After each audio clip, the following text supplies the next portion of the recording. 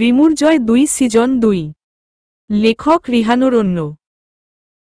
বিয়ের পর শুধু মেয়েদের চাহিদা বাড়ে না, মোটাও হয়ে যায়, এটা আমি রিমু নিজেই প্রমাণ।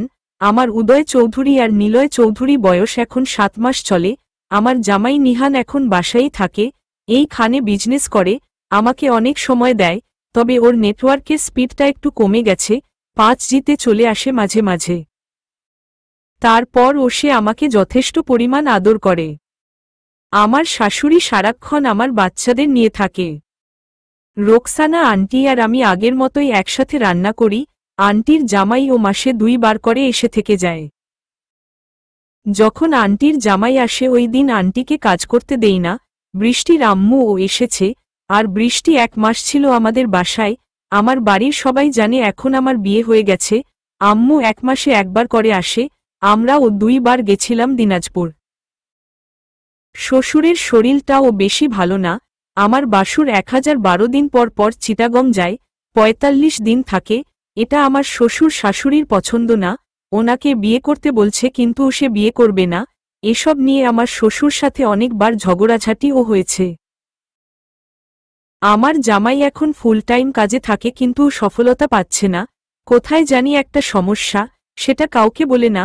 আমার 2 ছেলের নামে বাড়িটা লিখে দিতে চাইছে শ্বশুর, কিন্তু আমার বাসুর চিটাগং ব্যবসাটা ছেড়ে আসলে সেটা হবে, কিন্তু কেন জানি আমার বাসুর সেটা করতেছে না। দিনগুলো এইভাবে চলতে থাকে। আমার শ্বশুরের কি নিয়ে জানি চিন্তা করে। আমার শাশুড়ি আমার কাছে এসে বলে, আমরা অনেকবার জিজ্ঞেস করছি কিন্তু বলে না। আমার বাসুর যতবার চিটাগং থেকে বাসায় আসে ততবারই আমার শ্বশুর ওনার সাথে ঝগড়া করে, আমরা শুনি কিন্তু কিছু বলতে পারি না। এইবার আমার বাসুর 23 দিন একটানা চিটাগং ছিল, যখন বাসায় আসে তখন আমার শ্বশুর ওনাকে বলে তোমার আর এই বাসায় আসতে হবে না। এসব নিয়ে ওদের ঝামেলা হয়। সকালে বিকালে আমার শ্বশুর অসুস্থ হয়ে যায়, রাতে ওনাকে হাসপাতালে নিয়ে যাওয়া হয়। 2 দিন পর আমার শ্বশুর বিকালে মারা যায়। যেদিন মারা যায় সেদিন আমার বাসুর বাসায় ছিল সকালে, কিন্তু হাসপাতালে যায়নি যখন শ্বশুর মারা গেল। আমার জামাই আমার বাসুরকে ফোন দিল। আমার বাসুর বলে আমি অনেক দূরে চলে এসেছি, আব্বুকে তোরা বাসায় নিয়ে যা, আমি সকালে বাসায় আসব, তখন জানাজা অনুষ্ঠিত হবে। এটা শুনে আমার জামাই আর আমার শাশুড়ি অনেকটা কষ্ট পাইল। ওর আব্বু অসুস্থ আর সে হাসপাতালে না গিয়ে কই গেছে, এখন ওর আব্বু মারা গেছে, তাও নাকি সকালে আসবে। সবাই মিলে আমার শ্বশুরের লাশ বাসায় নিয়ে আসে, আত্মীয় স্বজনরা সবাই এসেছে, বাড়ির বড় ছেলে বাসায় নাই, এটা নিয়ে কতজনে কত কথা। সারাটা রাত আমরা ঘুমাইনি। ভোর 5 দিকে আমার বাসুর আসলো, সাথে তার বউ আর আমার নিহানের বউ, হাইব্রিড মেয়েটা, আর ওদের আব্বু। এটা দেখে আমার মাথা খারাপ হয়ে গেল, তারপরও মানিয়ে নিছি, কারণ ওরা আমার শ্বশুরকে দেখতে এসেছে। বাড়িতে অনেক মানুষ, বসার জায়গাও নাই। তারপর আমার 2টা বাচ্চা, আমি আমার রুম থেকে বাচ্চাদের বাহিরে নেই না। আমার রুমে শুধু রোকসানা আন্টি, আমার খালা শাশুড়ি আর কিছু আত্মীয় যাদের আমি চিনি, আর চিটাগং ওরা আমার বাসুর রুমে। 11টার দিকে জানাজা অনুষ্ঠিত হলো, দাফন কাজ শেষ হলো। রাতেই অনেক আত্মীয় স্বজনরা চলে গেছে, কারণ একদিন থাকতে হলে নাকি 3 দিন থাকা লাগবে, তাই সবাই চলে গেছে চিটাগং, ওরাও চলে গেছে। আমার আম্মু আর আব্বু এসেছে জানাজার পর, ওদের আসতে লেট হয়ে গেছে। আম্মুকে রেখে আব্বু রাতেই চলে গেছে, কারণ আমার ভাইটা বাসায় একা। 3 দিন পর আবার আব্বু এসে মাকে নিয়ে গেছে। বাসায় এখন আমি, আমার জামাই, শাশুড়ি আর বাসুর।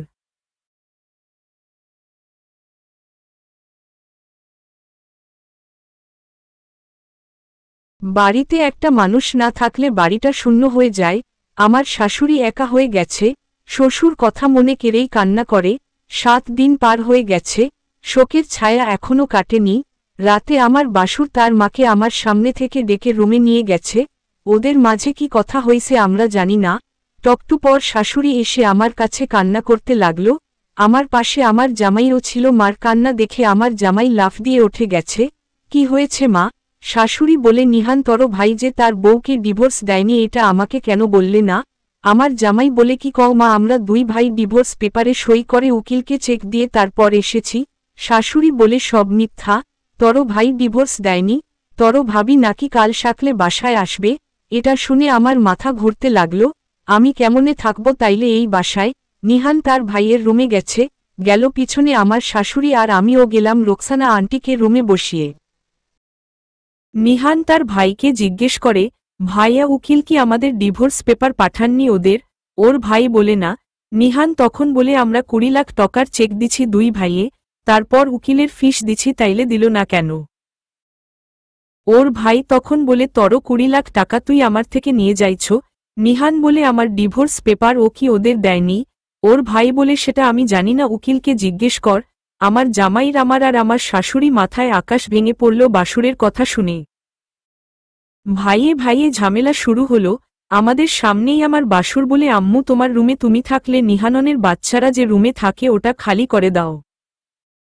শাশুড়ি বলল, তুই চাইলে আমাদের কেউ বাড়ি থেকে বের করে দিতে পারছ, আমরা চলে যাব, তারপর ও তর মতো বেইমানের সাথে থাকতে চাই না।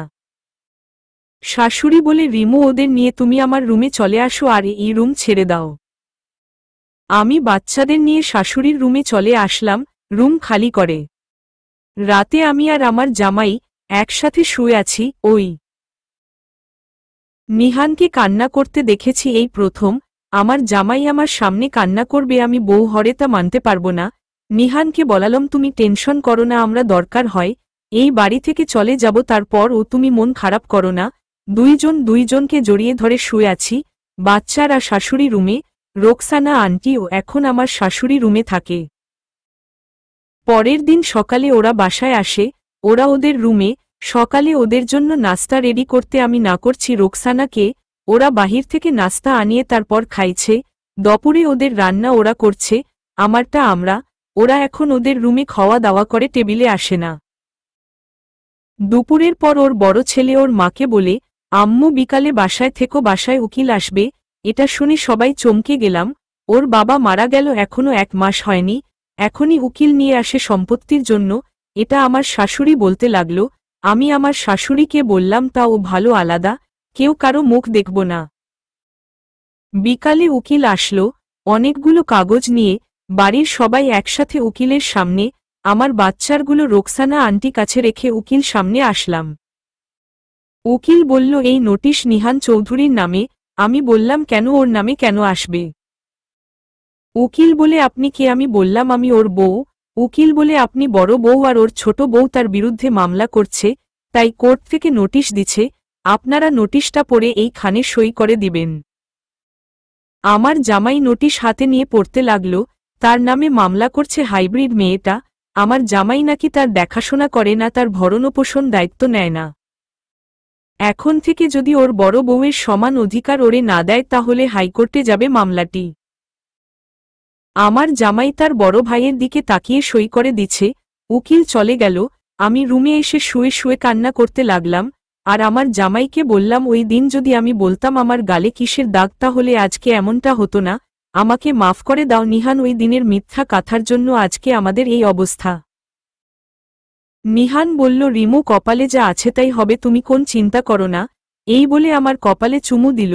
আমি বসে আছি আর আমার জামাই দাঁড়িয়ে আছে। সেই অবস্থায় যখন আমাকে চুমু দিল, আমি ও তার কোমরে জড়িয়ে ধরে আছি, আর ও আমার মাথায় হাত বুলিয়ে দিচ্ছে। তখন আমার শাশুড়ি আমার রুমে ঢুকল, দুইজনকে এই অবস্থায় দেখছে। তখন শাশুড়ি বলে, নিহান তুই রোকসানাকে ডাক দে। আমি বললাম, কেন আন্টি কি আপনার কথা শুনে না? শাশুড়ি বলল, হা শুনে, এখন সে ওদের রুম পরিষ্কার করতে গেছে, ওরে ডাক দিয়ে বল আর যেন ওদের কাজ না করে। আমার জামাই আন্টিকে ডাকতে গেল, গিয়ে দেখে আন্টি হাইব্রিড মেয়েটার রুম পরিষ্কার করে। নিহান গিয়ে চেঁচিয়ে বলল, আন্টি আপনি মার কাজ ছাড়া আর কোন কাজ করবেন না? কেউ ডাকলে ও আসবেন না, ওদের কাজের লোক লাগে, ওরা নিয়ে আসবে। এটা শুনে আন্টি কাজ ফেলে চলে আসলো। রাতে আমি রান্না করছি শুধু আমাদের জন্য, আর ওদের জন্য ওরা রান্না করছে। রাত 9টা বাজতেই হাইব্রিড মেয়েটা বলে, কোথায় গেলা? আমি যে ডাকি শোনো না। আন্টি, ওই রোকসানা আন্টি, তোমার স্যারকে বলো আসতে। নিহান আমার দিকে তাকিয়ে আছে, আমি বুঝতে পারছি আমার পারমিশন চাই। আমি মাথা নাড়িয়ে বললাম, যাও। মনে মনে কষ্ট নিলে ও আমার জামাইকে তো আর মামলায় নিতে পারি না।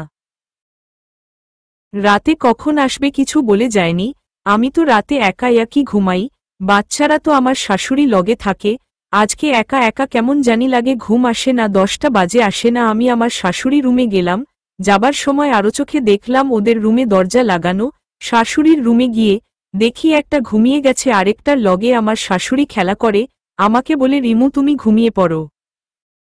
আমি চলে আসলাম, কিন্তু ঘুম আসে না। 12টা বেজে গেছে, আবার বাহিরে আসলাম, দেখি আমার শাশুড়ি ঘুমিয়ে গেছে, আর ওদের রুমে তো দরজা লাগানো। আমি রুমে এসে বালিশে মাথা রেখে কান্না করতে লাগলাম। 1:20 নিহান আসলো, আমার কাছে এসে বসলো। আমি বললাম, যাও তুমি একটু ফ্রেশ হয়ে আসো। নিহান ফ্রেশ হয়ে এসে আমার পাশে শুয়ে আছে, কিন্তু ও আমাকে জড়িয়ে ধরে না। তখন আমি তার উপরে উঠে গেলাম, ও তখন হাত দিয়ে আমাকে ধরে আছে, আর বলে, ঘুমাও নাই তুমি? আমি বললাম, না, তোমার জন্য অপেক্ষা করছি। তখন নিহান বলে, এখন ঘুমাও। আমি বুঝতে পারলাম নিহান অনেকটা দুর্বল, কারণ এতদিন আমি তার উপরে উঠলে তার অবস্থা কেমন হতো সেটা আমি জানি। আর আজকে ওর কোন ফিলিংস নাই, আমি ও কিছু বলি নাই, শুয়ে আছি। একটু পর সে তার বুক থেকে আমাকে নামিয়ে অন্যদিকে ফিরে ঘুমিয়ে গেছে। আমার সারা শরীর শুধু জ্বলছে, কারণ আপনারা হয়তো জানেন মেয়েদের বাচ্চা হবার পর ওদের চাহিদাটা আরও বেড়ে যায়, আমারও তাই। কিন্তু জামাই তো অন্যজনকে দিয়ে এসে দুর্বল হয়ে ঘুমিয়ে গেছে, আর মনে মনে হাইব্রিড মেয়েটাকে বকতে লাগালাম। সকালে এখন আমার তাড়াতাড়ি উঠা লাগে, কারণ বাচ্চারা তাড়াতাড়ি উঠে যায়। তখন নিহান চাইলে ও আমাকে পায় না, তাই ভাবছি আমি সকালে ওরে একটু টাইম দিব, কিন্তু তা আর হয়ে উঠে না। সকালে আমার শাশুড়ি বলে, একদিন তুমি রান্না করবা, আরেকদিন ওই ছেড়ি। যে হুতো নিহাননের বউ, তাই সে আমাদের সাথে খাবে। আমি বললাম, ঠিক আছে। এইভাবেই চলতে থাকে দিন। আমার বাসুর পরের সপ্তাহে চিটাগং চলে গেছে তার বউকে নিয়ে, কিন্তু হাইব্রিড মেয়েটা রয়ে গেছে। আমি মনে মনে বলতে লাগলাম, তুই যাচ্ছনি কেন? তোর জন্য আমি আমার জামাইয়ের আদর পাই না। হঠাৎ আমার মাথায় একটা বুদ্ধি আসলো। আমি নিহানকে বললাম, আজকে তুমি ওই রুমে যাবা না, কারণ 1 সপ্তাহ তুমি আমার লগে রাত 2টা পর্যন্ত, আরেক সপ্তাহে ওর। নিহান তাই করল। এখন তো আমি খুশি, এখন 9টার আগেই শুয়ে পড়ি ওরে নিয়ে। অনেক দিন পর আজকে মনের মতো করে পাইছি সবকিছু। 1 সপ্তাহ শেষ হবার আগেই আমার মিন্স হয়ে গেছে। তখন আমি বলছিলাম, এখন চাইলে ওর কাছে যেতে পারো। নিহান বলে, না, যাব না, পরের সপ্তাহে যাব। পরের সপ্তাহে হাইব্রিড মেয়েটার বাবা আমার জামাই আর ওই মেয়েকে চিটাগং যাইতে বলছে। আমাকে জিজ্ঞেস করে কি করব। আমি বললাম, তুমি বলো যাবা না। নিহান তাই বলল। তারপর হাইব্রিড মেয়েটা বলল, আমাকে বাবার বাসায় নিয়ে চলো। আমার মনটায় চাইছিল ওরে কি যে করি, কিন্তু পারলাম না। নিহান বলে, ঠিক আছে, কাল নিয়ে যাব। রাতে নিহান বলে, রিমু, আমার সন্তানের জন্য যদি আমাকে কষ্ট করতে হয় তবে তাই করব, তুমি শুধু আমার পাশে থেকো। সকালবেলা ওরা চলে গেল, বাসা আবার খালি, তবে শান্তি আছে। শুধু যদি আমার জামাইটা কাছে থাকতো কি যে ভালো হতো।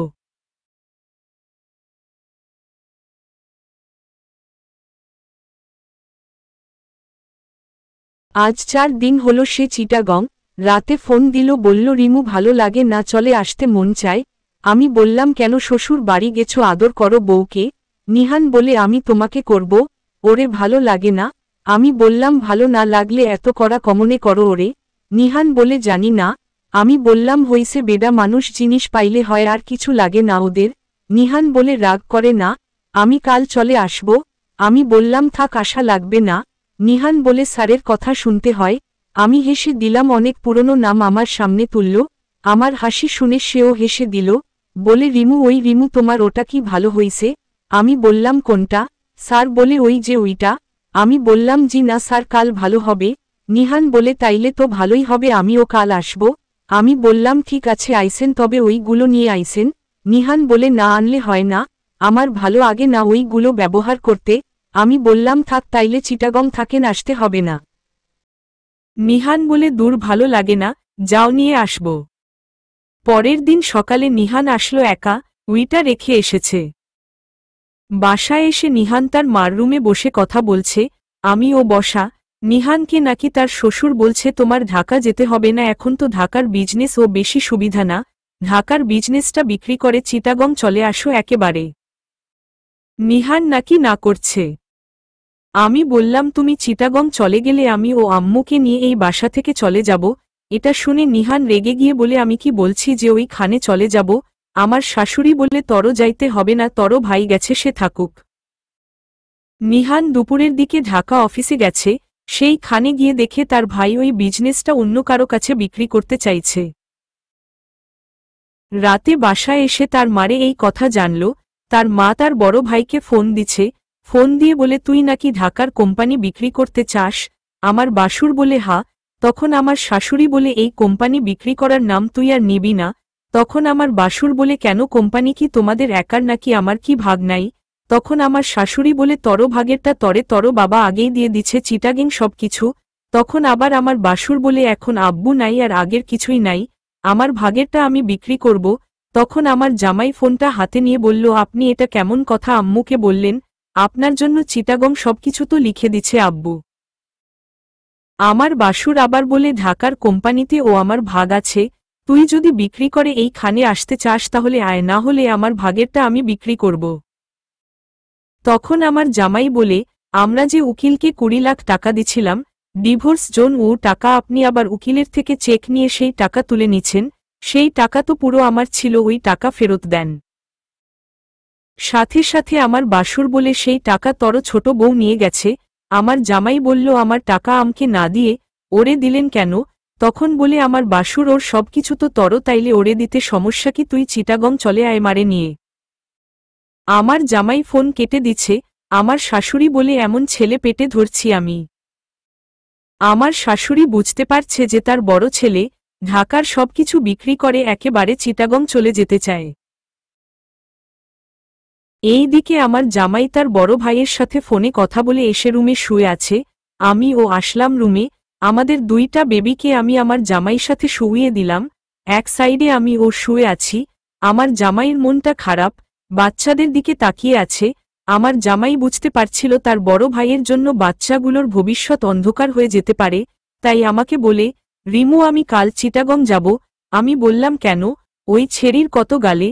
এটা বলাতে আমার জামাই আমার উপরে রেগে গেছে, আর রেগে গিয়ে আমাকে বলতাছে তোমারা মেয়রা এমন কেন হা, আমি চিটাগং যাব, আমার দরকারে ওই মেয়েকে টানো কেন, ওই মেয়ে তো জানেই না আমি যে যাব, আর সব কিছু তো তোমার সামনেই হচ্ছে। ওরে ডিভোর্স দিছি, সেটা আমার ভাই আমার সাথে চালাকি করে আমাকে ঠকাইছে, তাই এখন আমাকে দুই নৌকায় পা দিয়ে চলতে হচ্ছে। তারপর আবার আপন রক্তের ভাই সে, ও আমার সুখ দেখতে চায় না। এসব শুনে আমি বললাম ঠিক আছে যাও, তবে আম্মুকে বলে যাও। রাতে আমার শাশুড়িকে নিহান বলল আম্মু আমি কি চিটাগং যাব, ঢাকার বিজনেস তো এখন 10%ও নাই। এই দিকে ভাইয়া তার সম্পত্তির জন্য চাপ দিচ্ছে, এমন হলে আম্মু আমার বাচ্চা দুইটার ভবিষ্যৎ অন্ধকার হয়ে যাবে। আমার শাশুড়ি বলে চিটাগং গিয়ে কি করবি? আমার জামাই বলে সবকিছুর মালিক তো তোমার বড় ছেলে না, ডিভোর্স যে হুতো করতে দেয়নি তোমার বড় ছেলে, তাইলে আমি আমার সব পাওনা বুঝে নিতে চাই। আমার শাশুড়ি বলল চিটাগং গেলে তুই ঝামেলায় পড়বি বাবা। নিহান বলে আম্মু তোমার দোয়া আছে, সাথে কিছু হবে না। আমার শাশুড়ি পারমিশন দিল। নিহান আর আমি শুয়ে আছি। আজকে কেন জানি নিহানের মনটা অন্যরকম, আমাকে আদর করছে ঠিকই কিন্তু ওর মন অন্য কোথাও, আমি সেটা বুঝতে পারছি। তাই নিহানকে জিজ্ঞেস করলাম মন খারাপ করে কি হবে, তুমি যা ভালো মনে করো করো। তখন নিহান আমার দিকে তাকিয়ে বলে আমি আমার সন্তানের জন্য যদি কিছু করি তুমি কি বাধা দিবা? আমি বললাম এমন কি করবা?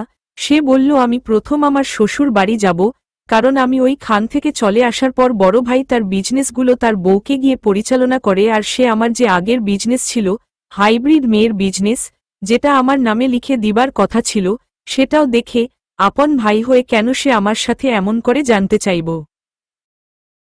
আমি মন থেকে রাজি না হলে ও আমার জমাইয়ের দিকে তাকিয়ে বললাম ঠিক আছে, তবে আমার যে সারা জীবন সতীন নিয়ে সংসার করতে হবে এটা বুঝতে পারছি। নিহান বলে আমাকে দোষ দিও না, আমার রক্ত আমার সাথে বেইমানি করছে। ওই দিন রাতটা আমার কান্না করে কেটেছে, নিহানকে বুঝতে দেইনি। পরের দিন সকালে নিহান চলে গেছে চিটাগং। প্রথমে নাকি সে তার শ্বশুর বাড়িতে গেছে, তার বউ তারে দেখে অবাক হয়ে গেছে। নিহান তার বউকে নাকি বলছে আমি 2 বিয়ে করতে চাইনি, জোর করে বিয়ে করছো। তারপর ও আমি চলে গেছিলাম, সেখানেও শান্তি পাইনি, উকিল নোটিশ দিয়ে অধিকার আদায় করছো, বড় বউ সমান ভাগ তোমাকে দিতে হবে। এই সব কিছু তুমি আর তোমার বোন আর আমার আপন বড় ভাই মিলে প্ল্যান করে করছো। এমনকি আমার ভাই এখন আমাকে বাবার সম্পত্তি থেকে ও বঞ্চিত করতে চায়। তখন নাকি হাইব্রিড মেয়েটাটা বলছে, নিহান আমি কিন্তু কিছুই করিনি, সবকিছু আপু আর দোলা ভাই কথায় করছি। তুমি যখন আমাকে ডিভোর্স পেপারে পাঠাইছ, সেটা আমার দোলা ভাই আমার কাছে দেনি, আর আমি তোমার সংসারে যাইতে চাইনি। আমি সবাইকে বলে দিছি নিহানের আর নিহানের বউ এত কিছু হবার পরও যেহেতু আবার এক হইছে তাইলে আমি আর যাব না। কিন্তু তোমার ভাই আর আমার বোন মিলে মামলা দিয়ে উকিল নোটিশ পাঠাইছে। এত কিছুর পরও যেহেতু আমি তোমাকে একান্তই আমার করে পাইনি, সেজন্য আমি নিজেই সরে আসতে চাইছি, কিন্তু আমাকে আসতে দেয়নি। নিহান একটা কথা মনে করে দেখো, তুমি চলে গেছিলা অনেক দিন হইছে, কিন্তু এতদিন কেন তোমাকে পাবার জন্য লড়াই করিনি। আমার যদি তোমার আর রিমুর সংসার নিয়ে সমস্যা হতো তাইলে এতদিন চুপ করে থাকতাম না, তার আগেই অধিকারের জন্য তোমার কাছে উকিল নোটিশ দিতাম। হাইব্রিড মেয়েটার কথা শুনে আমার জামাই কিছুটা ঘাবড়ে গেল, জিজ্ঞেস করল তাইলে তোমাকে এসব করার জন্য কে বলল? হাইব্রিড মেয়েটা বলে, তোমার ভাই আর তোমার ভাবি। নিহান শুনো, একটা মেয়ে কখনো সতীন নিয়ে সংসার করতে চায় না, আমিও না। আর এখন আমি এটাও বলবো না যে তোমার রিমুকে তুমি ছেড়ে দাও, শুধু এইটুকু বলবো তুমি যদি চাও আমার সাথে সংসার করতে তাইলে আমি করব, না হয় আমি তোমাকে ডিভোর্স দিব যাতে তোমার টাকা খরচ না হয়।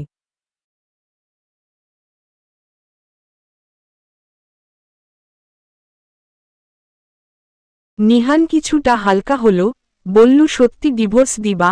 হাইব্রিড মেয়েটা বলল হা তুমি চাইলে।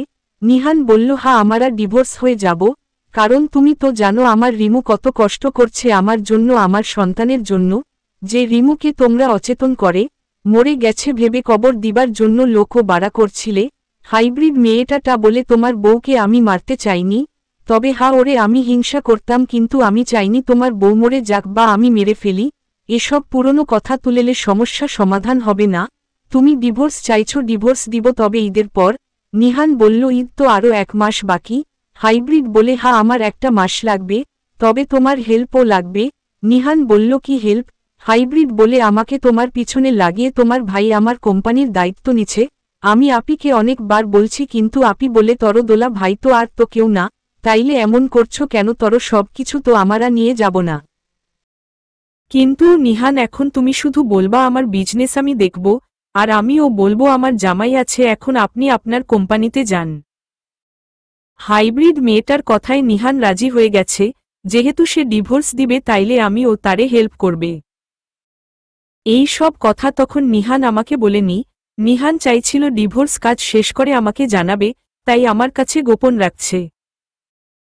এই দিকে নিহান আর হাইব্রিড মেয়েটা তার ভাই থেকে তাদের বিজনেস হাতিয়ে নিয়েছে, এটা নিয়ে ওদের বোনদের মাঝে দূরত্ব সৃষ্টি হয়েছে। তারা 2 বোন এখন বিজনেস নিয়ে ব্যস্ত, কারণ তার বাবা অসুস্থ হয়ে বিছানায় পড়ে আছে। ওদের ডিভোর্স সময়ের আগে নিহান একবার বাসায় এসেছে, তার ছেলেদের সাথে সে অনেক হাসি খুশিভাবে সময় কাটিয়েছে, আমাকেও যথেষ্ট সময় দিচ্ছে। এই দিকে নিহানের ভাই ঢাকার সম্পত্তি বিক্রি করার জন্য অনেক চেষ্টা করছে, কিন্তু পারেনি। তারপর আবার নিহান চিটাগং গেছে। এই দিকে ঈদও চলে এসেছে, 8 দিন বাকি ঈদের। নিহান বলছে ঈদের 4 দিন আগে চলে আসবে, বাচ্চাদের জন্য নতুন জামা কিনবে বাসায় এসে।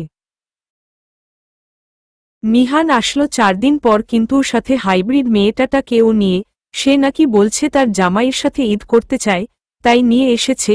আমার সারা শরীর ঝলছে ওই মেয়েটা আসাতে, আর আমার জামাই ওই মেয়ের সাথে একটু বেশি কথা বলে, এটা আমার সহ্য হয় না।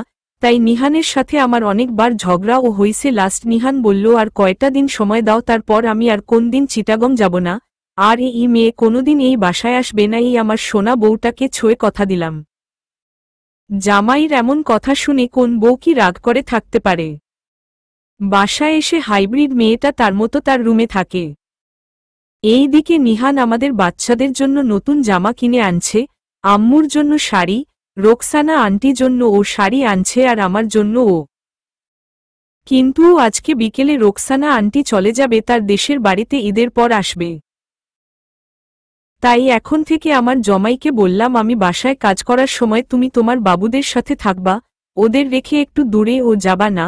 পরের দিন সকালে দেখি আমার বাসুর ও তার বউও এসেছে ঈদ করবে বাসায়, আমরা কেউ কারো লগে কথা কই না।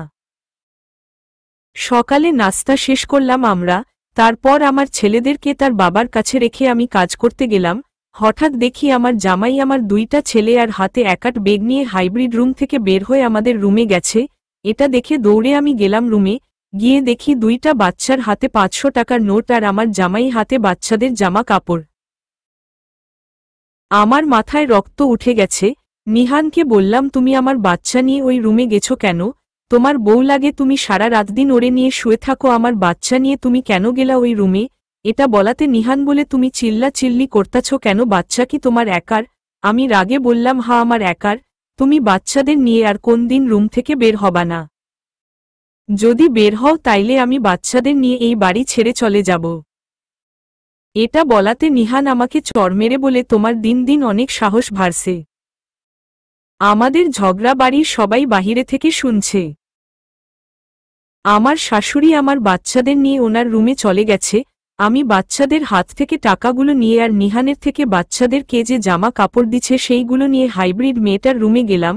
তারপর ওর দিকে টাকা আর জামা ছড়ে মারছি আর বলছি, এর পর যদি আমার বাচ্চাদের আশেপাশে তরে দেখি তাইলে তরে খুন করব। এসব কথা বলে আমি চলে আসলাম। আমার জামাই তখন রুমেই আমার কাছে এসে বললে, রিমু এইবার কিন্তু বেশি বাড়াবাড়ি হয়ে গেছে, তোমার থেকে এটা আশা করিনি আমি।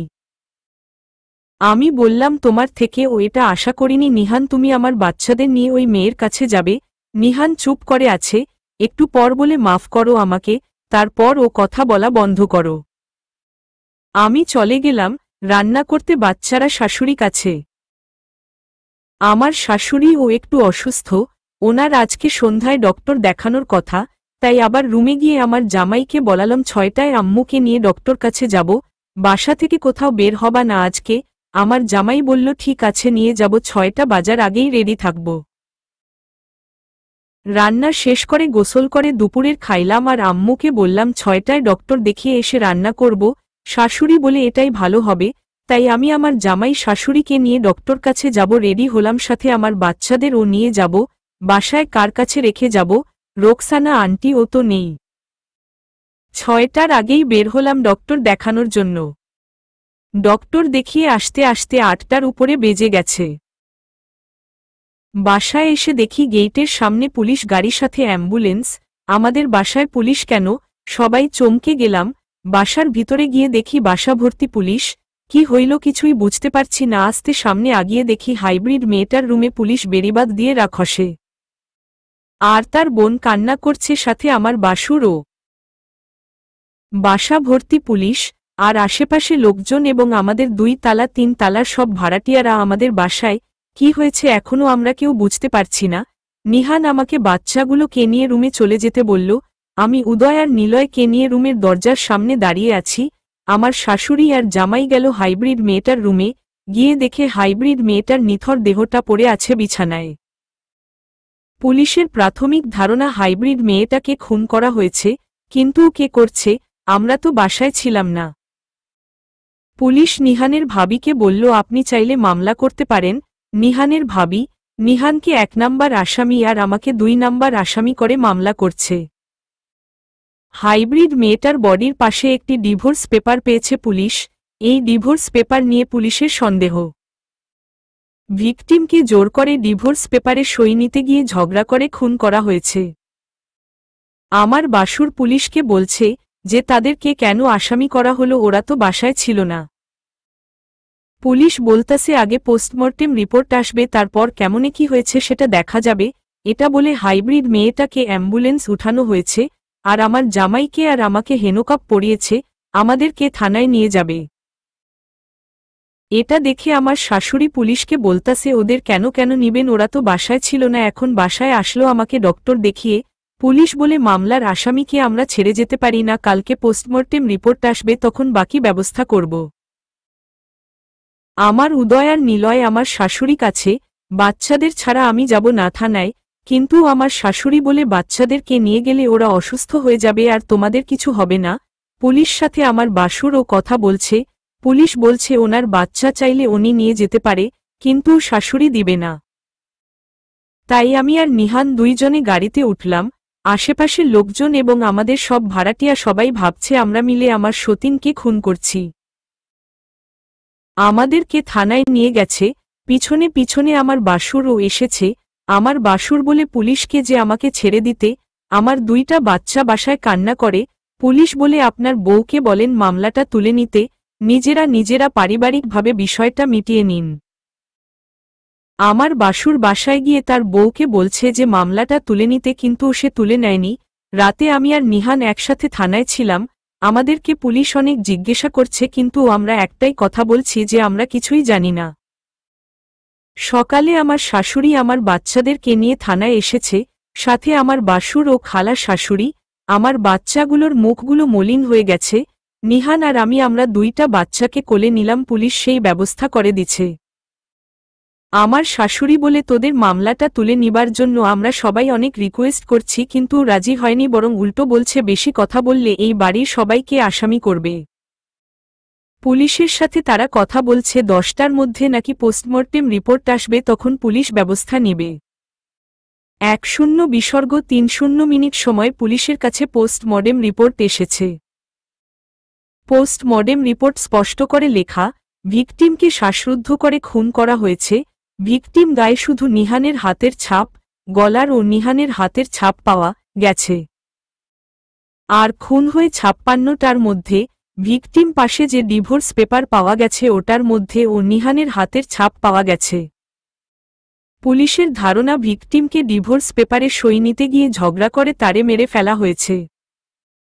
নিহানকে আমার থেকে আলাদা করে অন্য জায়গায় নিয়ে গেছে, যেহেতু আমরা মামলায় 12 নম্বর আসামি, তাই আমাকে ছাড়া হবে না যতক্ষণ না মামলাটি করতে না যায়।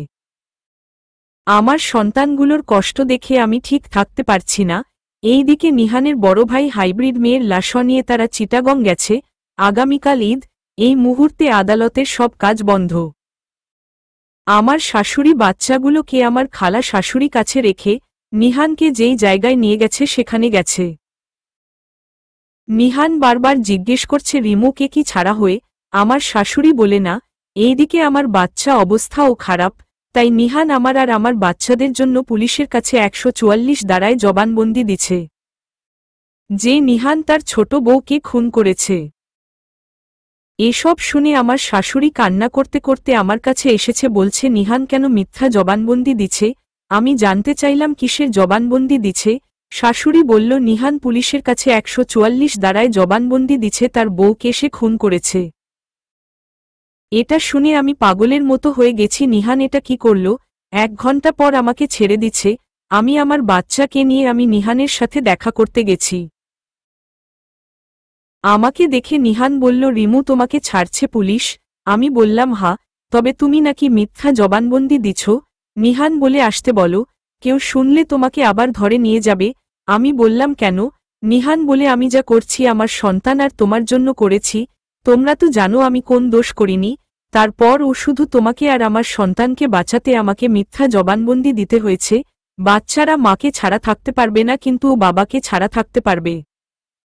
আমি নিহানের হাত ধরে বললাম তুমি কোন চিন্তা করো না, আমরা সবাই তোমাকে ছাড়িয়ে নিব। বাসায় চলে আসলাম আমরা। কাল ঈদ, কিন্তু বাসায় কোন আয়োজন নাই।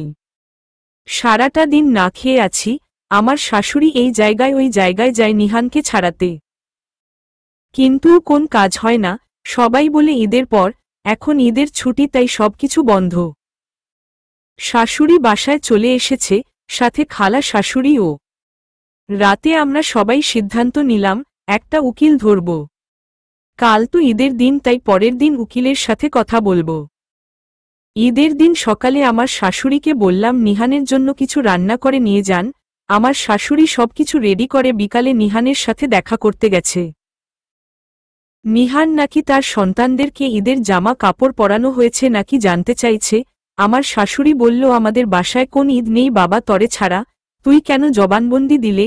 নিহান বলল আম্মু তুমি বুঝবা না, তুমি টেনশন ও করো না, সবকিছু ঠিক হয়ে যাবে। আমার শাশুড়ি বাসায় চলে এসেছে। আমাদের জীবন থেকে একটা ঈদ চলে গেছে কোন আনন্দ ছাড়াই। আমার কত ইচ্ছে ছিল ঈদের দিন সাজগোজ করে জামাইকে সময় দিব, কিন্তু আমার কপালটাই খারাপ। আমার আম্মু ফোন দিছে। আম্মু এসব শুনে কাল সকালে রওনা দিবে বলছে এই বাসায় আসার জন্য। আমার শাশুড়ি বলছে আসতে, কারণ আমরা বাহিরে দৌড়াদৌড়ি করতে হয়, বাচ্চাদের দেখার মতো কেউ থাকে না। তাই আম্মু সকালের গাড়িতে চলে আসবে। এই দিকে রোকসানা আন্টিকে ও ফোন দিচ্ছে আমার শাশুড়ি। আন্টি সব শুনে বলছে সে ও নাকি কাল আসবে। পরের দিন আমার আম্মু এসেছে, আন্টিও এসেছে। আমি আর আমার শাশুড়ি উকিলের বাসায় যাব বাচ্চাদের বাসায় রেখে। উকিল নাকি বলছে সন্ধ্যায় সময় যাইতে, তাই আমি আর আমার শাশুড়ি সন্ধ্যায় উকিলের বাসায় গেছি।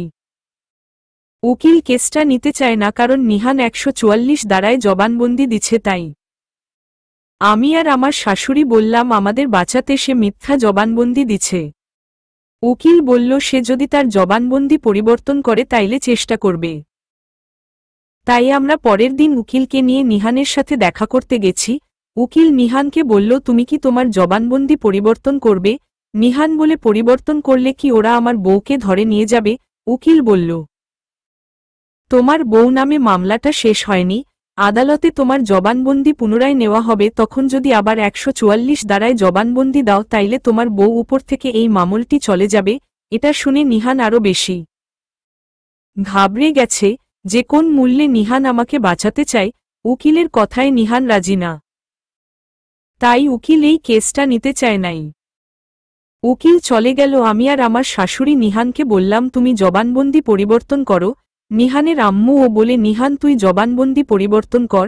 এখন নিহান বলে মা আমার কথাগুলো আগে শুনো। নিহান বলতে লাগল আমার বউকে আমরা কেউ মারি নাই, আমরা তো বাসায় ছিলাম না, এই সুযোগে কেউ একজন ওরে খুন করে আমাকে আর রিমুকে ফাঁসাতে চাইছে। আমি আর রিমু যদি জেলখানায় থাকি তাইলে আমার বাচ্চাগুলো হয়তো মারা যাবে, না হয় বেঁচে থাকলেও তাদের ভবিষ্যৎ অন্ধকার হয়ে যাবে। আমাকে আর রিমুকে ফাঁসাতে ওরা অনেক প্রমাণ আমাদের বিরুদ্ধে জোগাড় করছে। নিহান আরও বলতে লাগল আমাদেরকে তোমরা তো জানো আমার ছোট বউ বডির পাশে একটি ডিভোর্স পেপার ছিল, যেটায় আমার হাতের ছাপও পাওয়া গেছে। এটা সত্যি, ডিভোর্স পেপারে আমার হাতের ছাপ ছিল আর আমার বউয়ের শরীরে ও আমার ছাপ ছিল। নিহান আরও বলতে লাগল মা আমি তোমাদেরকে একটা কথা গোপন করছিলাম। আমার ছোট বউ সে তার নিজের ইচ্ছে আমাকে ডিভোর্স দিতে চাইছে। সে এই বাড়িতে এসেছে শুধু ডিভোর্স পেপারে সই করে রিমুর হাতে সে নিজে দিবে। এই কথা আর কেউ জানত না, শুধু আমি আর আমার ছোট বউ জানতাম। রিমু তোমার কি মনে আছে আমি আমাদের ছেলেকে নিয়ে আমার ছোট বউ রুমে গেছিলাম, সেজন্য তুমি রাগারাগি করছো, ওরে হুমকিও দিছ। তারপর আমাকে বলছো সন্ধ্যা 6টায় আম্মুকে নিয়ে ডক্টর কাছে যাবা, আমি যেন বাসা থেকে কোথাও বের না হই, আর তুমি রান্না করতেছিলে। তখন আমাকে আমার ছোট বউ ডাক দিছিল, আমি গেলাম তার রুমে। যাবার পর সে বলছে নিহান ডিভোর্স পেপার কই রাখছ, দাও তো। আমি তখন ফাইলের ভিতর থেকে ডিভোর্স পেপারটা ওর হাতে দিছি আর জানতে চাইলাম এখন ডিভোর্স পেপার দিয়ে কি করবা। সে বলছিল সে এখন সই করে দিবে আর তারে চিটাগং যাবার ব্যবস্থা করে দিতে। তখন আমি তারে না করছি, কারণ আম্মুকে নিয়ে ডক্টর কাছে যাব, সেজন্য আমি ওরে বলছিলাম তুমি ঈদ করতে এসেছো, আগে ঈদ করো, তারপর যা করার করব। কিন্তু সে মানে না, কান্না করে রিমু ওরে বকা দিচ্ছে, তাই ওর কান্না দেখে ওরে আমি শান্ত করতে চাইছি। আমি যে হুতো ওর জামাই, তাইলে ওর শরীরে আমার হাতে ছাপ থাকতেই পারে। কিন্তু এমন একজন আছে যে কিনা আমাদের ডিভোর্সটা মানতে চায়নি, তাই তারে খুন করে আমাদের ফাঁসিয়ে দিছে। আমার শাশুড়ি বলল কে হতে পারে সে? আর আমাদের হাতে তো কোন প্রমাণও নাই, কমনে কি করব? নিহান বলল আম্মু তুমি চিন্তা করো না, যা হবার হবে, তুমি রিমু আর আমার বাচ্চা দেখে রেখো। নিহানের আম্মু আর আমি নিহানেকে সান্ত্বনা দিয়ে চলে আসলাম, আর রাস্তায় আমার শাশুড়িকে বললাম আম্মু আপনার বড় ছেলেকে বলেন মাল্লাটা তুলে নিতে, তাইলে নিহান ছাড়া পাবে। শাশুড়ি বলল বাসায় গিয়ে ওরে ফোন দিবে। আমরা বাসায় গেলাম। বাসায় গিয়ে আমার শাশুড়ি আমার বাসুরকে ফোন দিছে। আমার বাসুর বলে মা আমি গাড়িতে বাসায় আসতেছি। রাতেই আমার বাসুর বাসায় এসেছে। আমরা কেউ ঘুমাইনি, কারণ হাতে আর 2 দিন সময় আছে, মামলাটি করতে চলে যাবে। তাই আমার বাসুর জন্য আমরা রাতে ঘুমাইনি। সে আসার পর আমরা সবাই একসাথে বসে আলোচনা করতে লাগলাম। আমার শাশুড়ি বলল মেয়েটা খুন হয়েছে, এটা তো মিথ্যা না, আর আমরা ও বাসায় ছিলাম না, তাইলে এই কাজকে করছে। আমার বাসুর বলে আম্মু তোমাদের আগেই আমি বাসা থেকে বের হইছি, মার্কেট গেছিলাম তোমার জন্য শাড়ি আর নিহানের বাচ্চার জন্য জামা কাপড় কিনতে। আমার রুমে এখন ও সেই জামা কাপড়গুলো আছে। আমি বাসায় এসে দেখি তোমরা নাই। আমি প্রথমে তোমার রুমে গেছি, দেখি রুম খালি, তারপর নিহানের রুমে ও চুপি দিছি, দেখি ওই রুম ও খালি। তাই আমার রুমে চলে আসার সময় আমার শালিকার রুমের দরজাটা একটু খোলা ছিল, তাই ওরে ডাক দিলাম দরজাটা খুলে। তখন দেখি আমার শালিকা রুমে বিশ্রী অবস্থায় শুয়ে আছে। তার কাছে গিয়ে দেখি তার চোখগুলো বড় বড় করে তাকিয়ে আছে। সাথে সাথে আমার বউকে ডাক দিলাম, আমার বউ এসে তার এই অবস্থা দেখে পুলিশকে ফোন দিছে।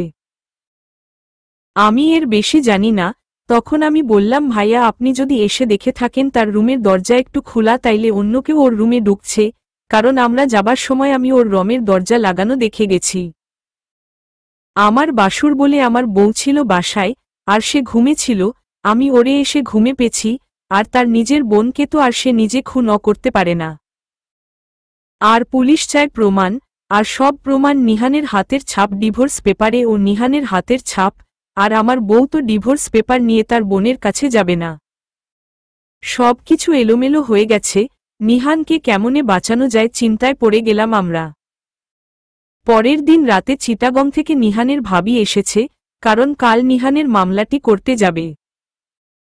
তাই রাতেই আমি আর আমার শাশুড়ি নিহানের ভাবির কাছে গেলাম মামলাটি তুলে নিতে। আমার বাসুর ও রিকোয়েস্ট করছে, কিন্তু আমার বাসুরকে সে জারি মেরে চুপ করে বসিয়ে দিল। সে কোনভাবেই রাজি হল না মামলাটি তুলে নিতে। পরের দিন সকালে সবাই করতে গেলাম। জজ সাহেব সবার সাক্ষাৎ গ্রহণ করছে। আমার আর আমার শাশুড়ি সাক্ষাৎ এক ছিল, আর আমার বাসুর ও সে তার সাক্ষাৎ দিচ্ছে। কেউ কোন মিথ্যা সাক্ষাৎ দেয়নি। যখন নিহানের ভাবিকে সাক্ষাৎ গ্রহণ করার জন্য ডাকা হয়েছে, তখন সে অনেক কিছু মিথ্যাও বলছে, এমনকি একটা ভিডিও ক্লিপ ও আদালতে হাজির করছে। ভিডিও ক্লিপটা হলো আমি যে একবার হাইব্রিড মেয়েটাকে আমার ছেলের জন্য জামা কাপড় আর টাকা দিছিল, তখন যে আমি রাগের মাথার ওরে বলছিলাম যে খুন করবে, সেটা নিহানের ভাবি ভিডিও করছিল। এই ভিডিও ক্লিপটা দেখে নিহান আরও বেশি ঘাবড়ে গেছে, কারণ সে চায় না আমার কিছু হোক। তারপর জজ সাহেব নিহানের জবানবন্দি পেশ করতে বলছে। সে যে 144 দ্বারায় জবানবন্দি দিচ্ছে, ওটা কি পরিবর্তন করবে কিনা। আদালতে সবার সামনে নিহান বললে, আরে খুন করছি আমি, তাইলে এত কিছু কেন, কিসের ভিডিও ক্লিপ দেখানো হচ্ছে। 203 একসাথে থাকলে একটু একটু ঝামেলা হতেই পারে, তাই বলে কি ওরে দোষারোপ করা যাবে নাকি। আর আমি আগেই জবানবন্দি দিচ্ছে, তাইলে সেখানে তো আর করো সাক্ষাৎ আর ভিডিওর দরকার পড়ে না। আমি নিহানের চোখের দিকে তাকিয়ে অনেকবার বলতে চাইছি, তুমি তোমার জবানবন্দি পরিবর্তন করো। এটা ও বুঝতে পারছি ভিডিও ক্লিপ দেখে যদি আদালত থেকে আমাকে আসামি করে, তাই সে তার জবানবন্দি পরিবর্তন করে না। জজ সাহেব নিহানের 144 দ্বারায় জবানবন্দি এবং পুলিশের রিপোর্ট বিশ্লেষণ করে নিম্ন আদালত নিহানকে ফাঁসিতে ঝুলিয়ে মৃত্যুদণ্ডের আদেশ দিয়েছে। এটা শুনে আমার শাশুড়ি আদালতে অচেতন হয়ে পড়ে গেছে। নিম্ন আদালতে বিচারে নিহানের মৃত্যুদণ্ড হয়, এই কথা শুনে আমার শাশুড়ি অচেতন হয়ে আদালতে পড়ে গেছে। আমি পাথরের মতো দাঁড়িয়ে আছি, না পারছি আমার জামাইকে জড়িয়ে ধরতে, না পারছি শাশুড়িকে সান্ত্বনা দিতে। আমার বাসুর শাশুড়িকে নিয়ে বাসায় গেছে, আমি বাহিরে দাঁড়িয়ে আছি নিহানকে এক নজর দেখার জন্য। আমার সাথে রোকসানা আন্টিও ছিল। নিহানকে যখন পুলিশে গাড়িতে তুলে নিয়ে যায়, আমার মনে হয়েছে ওইখানেই আমার জীবনের শেষ দিন। রোকসানা আন্টি আমাকে ধরে বাসায় নিয়ে আসে। আমার শাশুড়ি তার রুমে শুয়ে আছে, ডক্টরও দেখাইছে। আমার বাচ্চাগুলো আমার মার কাছে, আমি দূর থেকে শুধু চুপ করে তাদের দিকে তাকিয়ে আছি। আজকে আর আমি ওদের কোলে নেই না। নিহানের বড় ভাই তার বউকে বলল, তুমি চলে যাও, আমি এখন চিটাগং যাব না। নিহানের বউ বলল, আমি একলা কয়টা সামলাবো, তোমার আসতে হবে। আমার বাসুর তার বউ কথা শুনে চিটাগং যাবার জন্য রওনা হল। আমার শাশুড়ি এই অবস্থা, তারপর ও ওনাকে রেখে আমার বাসুর চিটাগং চলে গেছে। আমি আমার সন্তানদের কাছে না গিয়ে শাশুড়ি কাছে বসে আছি। আমার শাশুড়ি আমার হাতে হাত দিয়ে আমাকে বলে, তোমার বাসুর কি চলে গেছে। আমি বললাম, হ্যাঁ চলে গেছে। আমার শাশুড়ি বলে, আমার নিহানকে বাঁচাতে পারলাম না রিমু, ওরা আমার নিহানকে বাঁচাতে দিল না।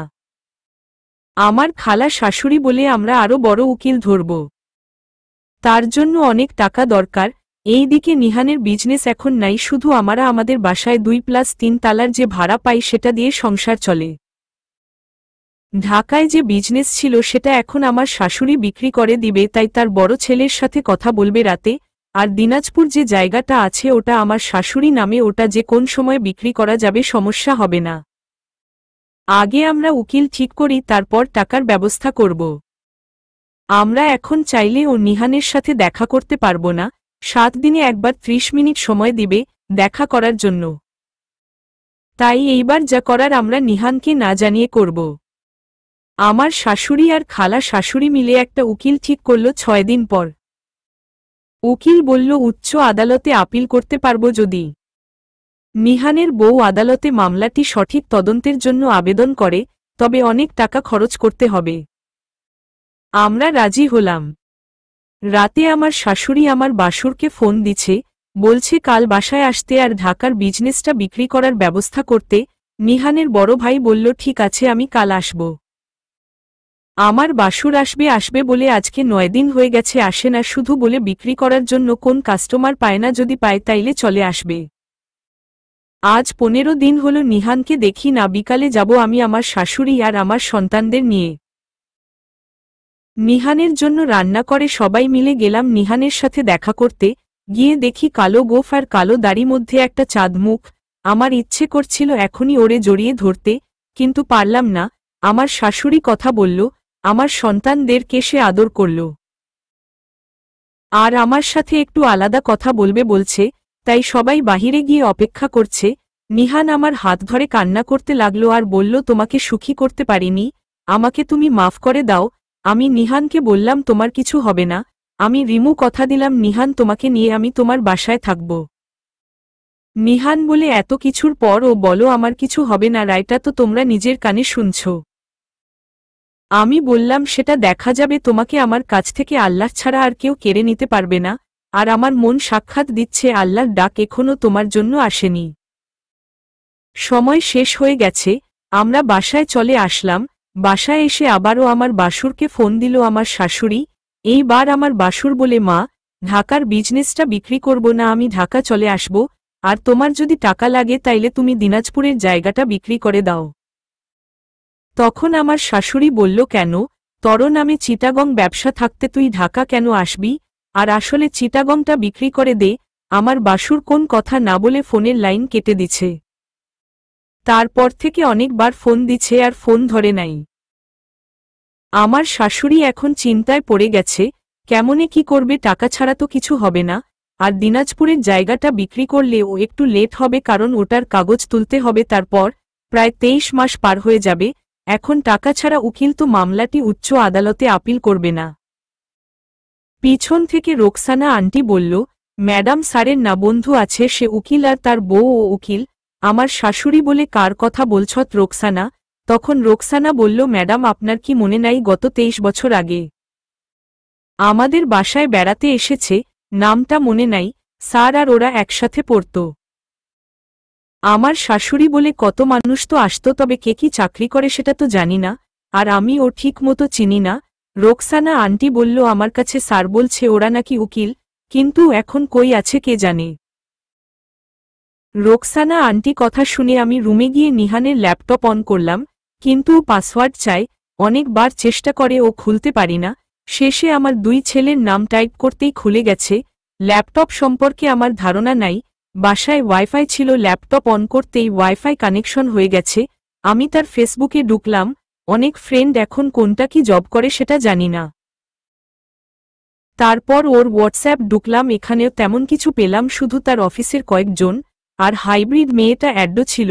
আমি তাদের মেসেজগুলো পড়তে চাইছি কিন্তু পড়িনি, কারণ ওই মেয়েটা তো এখন দুনিয়ায় নাই। একে একে করে সব জায়গায় খুঁজলাম তার কোথায় কোন বন্ধু আছে, কোথাও পেলাম না।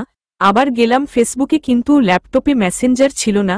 মেসেজগুলো দেখতে পারছিলাম, কিন্তু স্কোর করে উপরে মেসেজে দেখা যাচ্ছে না, তাই ভাবছি আমার ফোনে মেসেঞ্জার অন করব, কিন্তু পাসওয়ার্ড জানা নেই। যেহেতু ল্যাপটপ পাসওয়ার্ড আমার ছেলেদের নামে, তাইলে ফেসবুকও হয়তো তাদের নামে পাসওয়ার্ড হবে। চেষ্টা করলাম, কাজ হয়ে গেছে। এখন ল্যাপটপ রেখে আমার ফোন নিয়ে বিছানায় শুয়ে নিহানের আইডির মেসেজগুলো দেখতে লাগলাম। পুরো জঙ্গল ওর মেসেঞ্জার, অনেক মেসেজ, কিন্তু আমার সবকিছু দেখার সময় এখন নেই। আমার দরকার ওর কোন বন্ধু উকিল তারে খুঁজে বের করা। একে একে সবার মেসেজ দেখলাম, কিন্তু কাউকে চিনার উপায় নাই। মেসেঞ্জারের একটা গ্রুপ ছিল হারানো দিনের বন্ধু, ওখানে মায়ে 7 জন মানুষ ছিল। যেহেতু পুরনো দিনের বন্ধু নাম, তাই আমি গ্রুপের মেসেজগুলো দেখতে লাগলাম। অনেকেই নিহানকে খুঁজেছে। আমি একটা ইমোজি সেন্ড করলাম গ্রুপটায়।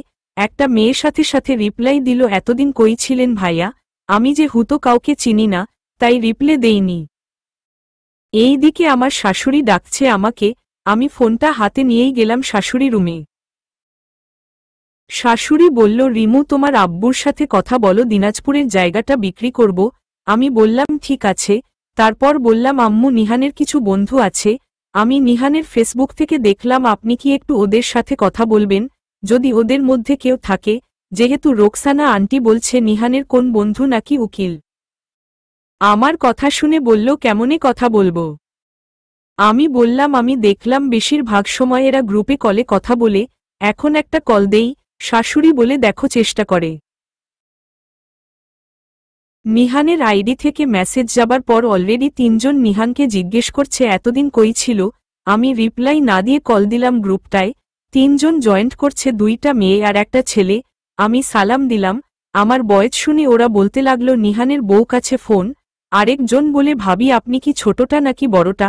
আমি কিছু না বলে আমার শাশুড়িকে ফোনটা দিলাম। আমার শাশুড়ি বলল, তোমরা কারা, নিহানের কি হও? আরেকটি মেয়ে জবাব দিল, আপনি কে? আমার শাশুড়ি বলল, আমি নিহানের আম্মু। তখন মেয়েটা বলল, আন্টি আমি দিশা। আমার শাশুড়ি বলল, কোন দিশা মা, আমি তো চিনি না। তখন মেয়েটি বলল, আন্টি আমি রাহুলের বউ দিশা। কয়েকবার তো আপনাদের বাসায় গেছিলাম। আমার শাশুড়ি বলল, ও রাহুলের বউ। মেয়েটা বলল, মা আমার বয়স হয়েছে তো, তাই মনে থাকে না। আচ্ছা রাহুলের নাকি সে চাকরি করে? তখন মেয়েটা বলল, রাহুল আর আমি 2 জনই আন্টি লয়া। আমি ফোনের লাউডস্পিকারে সব শুনছিলাম। তখন আমার শাশুড়িকে বললাম, কানে কানে আম্মু, ওরাই যার কথা রোকসানা আন্টি বলছে। আমার শাশুড়ি তখন বলল, দিশা রাহুলকে কোথায় পাবো? দিশা মেয়েটা বলল, আন্টি সে তো এখনই আছিল, হয়তো কোন কাজ করে, আপনি লাইনে থাকেন, আমি ওর নাম্বারে ফোন দিয়ে নিয়ে আসি। 2 মিনিট পর একটা ছেলে আসলো কলে। এসেই আমার শাশুড়িকে সালাম দিল। আমার শাশুড়ি সালামের জবাব দিয়ে বলল, কে তুমি বাবা? ছেলেটা বলল, আন্টি আমি রাহুল। আমার শাশুড়ি বলল, বাবা তুমি যেভাবেই পারো আমাদের বাসায় আসো। রাহুল ছেলেটা বলল, আন্টি কি হয়েছে? আর আমি তো এখন ঢাকার বাহিরে, আমার পোস্টিং কক্সবাজার। আমার শাশুড়ি বলল, তুমি যেভাবে পারো আসো। এসব বলে আমার শাশুড়ি একটু কান্না করে দিছে। রাহুল বলল, আন্টি কান্না করবেন না, আমি কালকেই আসব। আমার বউ ঢাকায় থাকে, সে আজকেই যাবে আপনার বাসায়। এটা বলেই রাহুল তার বউকে বলে, দিশা তুমি নিহানদের বাসায় যাও, আমি কাল আসতেছি। দিশা মেয়েটি বলল, আমি তো ভুলে গেছি কিভাবে যেতে হয়। তখন শাশুড়ি দিশা মেয়েটিকে ঠিকানা দিছে। মেয়েটি বলল, আমি একটু পরেই রওনা দিব। মেয়েটি 4 ঘন্টা পর বাসার কাছে এসে ফোন দিছে। আমার শাশুড়ি গেছে তারে আনতে। আমি বাচ্চাদের নিয়ে রুমে বসে আছি। শাশুড়ি ওনাকে নিয়ে আমার রুমে এসেছে। আমার দিকে তাকিয়ে আছে সে। আমি বললাম, বসেন। সে আমাকে বলে, আপানোর বাড়ি দিনাজপুরে। আমি বলকাম হা। উনি বলল, ভাবি আপনাকে দেখার অনেক চেষ্টা করছি, কিন্তু নিহান ছবি দেয়নি। আপনি নাকি ছবি তুলেন না? আমি বললাম, হা এটা সত্যি, আমি ছবি তুলি না।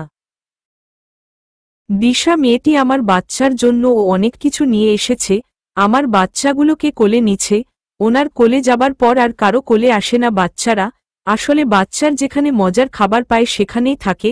অনেক জোর করে দিশার কোল থেকে নামিয়ে রোকসানা আন্টিকে দিয়ে বললাম, আন্টি তুমি ওদের নিয়ে অন্য রুমে যাও, আমরা একটু কথা বলবো। রুমে আমি, আমার শাশুড়ি আর দিশা। আমার শাশুড়ি কান্না করতে লাগলো। দিশা বারবার বলছে, আন্টি কান্না না করে সবকিছু বলেন। তারপর আমি সবটাই বললাম। এটা শুনে দিশা বলল, এসব কবে হলো আর এত কিছু হলো, আমরা কিছুই জানলাম না। নিহান এখন কোথায়? আমার জামাই আসলে ওর সাথে দেখা করব। আর আমার জামাই এই বিষয়ে সাহায্য করতে পারবে না, কারণ সে সরকারি উকিল আর আমি পাবলিক। যা করার আমাকেই করতে হবে। এই মামলাটি আমি আবার উচ্চ আদালতে আপিল করব। রাতে আমরা সবকিছু নিয়ে আলোচনা করলাম। সকালবেলা দিশার জামাই রাহুল এসেছে। সে সবকিছু শুনল আর বলল, এতদিন কেউ কিছু বলেনি কেন? এখনো সময় আছে, আগে মামলাটি উচ্চ আদালতে আপিল করতে হবে। রাহুল দিশাকে বলল, তুমি আপিলের ব্যবস্থা করো, আর আমরা বিকালে নিহানের সাথে দেখা করব। দিশা বলল, আপিলের আবেদন কাল করব, আজকে লেট হয়ে গেছে। রাহুল আমার শাশুড়িকে বলল, যেহেতু এই বাড়িতে খুন হয়েছে, তাইলে এই বাসায় কাউকে বলবেন না আমরা উকিল। আর বিকালে আমরা যাব নিহানের সাথে দেখা করতে। আমার শাশুড়ি বলল ঠিক আছে তাইলে বাবা তুমি রেস্ট করো, অনেক দূর থেকে এসেছ। রাহুল বলল আন্টি আমি একটু ঘুমাই, আর দিশাকে বলল দিশা তুমি আন্টির থেকে সবকিছু জানো, কেমনে কি করা যায়, আমাকে দুপুরে ডাক দিও। রাহুল ভাইয়া আমার রুমেই শুয়ে পড়েছে। আমরা বাহিরে চলে আসলাম। দিশা ও আমাদের সাথে শাশুড়ির সাথে কথা বলে আমার বাচ্চাদের কেউ আদর করে। বাসায় যে হুতো মেহমান এসেছে তাই আমার শাশুড়ি নিজেই রান্না করবে আজকে, আর রোকসানা আন্টি ওর সাথে থাকবে। আমার আম্মুকেও বাসায় পাঠিয়ে দিছি। আমার ছোট ভাই আর আব্বুকে রান্না করে খাওয়াবার মতো কেউ নাই, তাই আমার শাশুড়ি বলল রিমু তুমি বাচ্চাদের কাছে থেকো, আমি রান্না করতে গেলাম। আমি উদয় আর নিলয়কে নিয়ে শাশুড়ি রুমে বসে আছি, সাথে দিশাও। আমরা কথা বলতেছি কিন্তু দিশা ছটফট করছে কেন জানি, বারবার রুমের বাহিরে যায় আবার আসে। আমি বিষয়টা প্রথম বুঝতে পারিনি, আর বুঝবো কেমনে, অনেক দিন হলো আমার মানুষটা কাছে নাই। দিশারে এমন ছটফট করতে দেখে অনেক পরে বুঝতে পারলাম সে তার জামাইয়ের কাছে যেতে চাইছে ওই রুমে, কিন্তু আমার সামনে যাবে এটা লজ্জা পাচ্ছে। তখন আমি বললাম কি ব্যাপার, এমন করো কেন, দরজা তো খোলাই, যাও তুমি। আমার দিকে তাকিয়ে বলে ভাবি কেমনে যাব রাহুল একবার, ও বলল না দিশা তুমি আসো, আজকে 18 দিন পর এসেছে সে। আমি বললাম সে কেমনে বলবে, আমার শাশুড়ি তো ছিল ওইখানে। দিশা বলল তারপর ও তো ফোন দিতে পারত। আমি বললাম এত কিছু না ভেবে যাও তুমি রুমে, আমার শাশুড়ি এসে আবার তোমাকে খুঁজবে। দিশা বলল আমি যাই, তবে বেশি দেরি করব না, চলে আসবো, আন্টি জিজ্ঞেস করলে বলবা ওয়াশরুমে গেছে। আমি বললাম তুমি যাও, তোমাদের কাজ শেষ হলে তারপর আইসো। দিশা চলে গেল। আমি শাশুড়ির রুমে বাচ্চাদের গোসল করলাম। এখন বাচ্চাদের জামা আর তৈল সব তো আমার রুমে, কেমনে কি করি, ওরা তো মনে হয় প্রথম রাউন্ড ও খেলে নাই। বাচ্চাদের গোসল দিয়ে এখন জামা কাপড় না পরিয়ে এমনি শাশুড়ির রুমে বসিয়ে রাখছি। আমার শাশুড়ি এসে যদি দেখে এইভাবে বসিয়ে রাখছি তাইলে দিব একটা বকা। দিশা বেরিয়ে আসলো 40 মিনিট পর, এসে বলে ভাবি আন্টি কি ডাকছিল। আমি বললাম না। তারপর বলে ভাবি আমি গোসল করে আসি। আমি বললাম পরে করো গোসল, এখন আবার রুমে গিয়ে তোমার জামাই উপরে কিছু দিয়ে ডেকে রাখো, আমি রুমে যাব বাচ্চাদের জামা কাপড় আনতে। দিশা বলল আচ্ছা 2 মিনিট পর আসো। আমি 3 মিনিট পর গেলাম, কিন্তু দিশা নাই রুমে, জামাইয়ের উপরে চাদর দিয়ে ডাকা। আমি বললাম ছেড়ি ডারে, বললাম একটু পর গোসল করতে। আমার কথা না শুনেই চলে গেল গোসলে। আমি জামা কাপড় নিলাম, তৈল নিতে যাব, তখন দিশা বলল ভাবি তোমার হইছে। আমি পিছনে তাকিয়ে দেখি একটা আরেকটার উপরে, আর আমি মনে করছিলাম দিশা গোসলে গেছে। ওদের দেখে আমি চলে আসলাম। দিশা গোসল করে আসার 5 মিনিট পরই আমার শাশুড়ি আসলো, বলল দিশা তোমার জামাইকে ডাক দাও, 4টার পর আর দেখা করা যাবে না। দিশা গেল রাহুলকে ডাকতে। রাহুল ফ্রেশ হয়ে আসলো, একসাথে সবাই দুপুরের খাবার খাইল। এখন ওরা রওনা হবে, সাথে যাব আমি, দিশা আর রাহুল। বাসার সামনে থেকে সিএনজি নিলাম, নিহানের জন্য কিছু ফল কিনে নিচ্ছে রাহুল। প্রথমে আমি গেলাম নিহানের কাছে। নিহান আমাকে দেখে বলে রিমু ওরা কেমন আছে।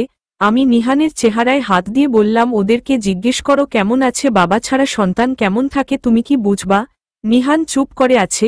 আমি বললাম নিহান তোমার বন্ধুদের কে কি বলমো তোমার বিষয়ে। নিহান বলল কারে বলবা, আর তুমি তো ওদেরকে চিনো না, ওরা হয়তো আমাকে ভুলে গেছে। থাক বাদ দাও, ওরা সুখে থাক এটাই চাই। এটা বলার পর পরই রাহুল আর দিশা আসলো নিহানের সামনে। নিহান ওদের দেখে বলল তরা কেমনে জানলে। রাহুল বলল ধন্যবাদ দিতে ইচ্ছে করে তরে, তুই এমন একটা মানুষকে বিয়ে করলে যে সে তর মতো বেঈমান মান না। তুই এতদিন এই অবস্থায় আছো তার একবার ও খবর দিলে না, আর তর বউ আমাদেরকে খুঁজে বার করছে। তর বিচার আমরা পরে করব, আগে তরে এই খান থেকে বের করে নেই।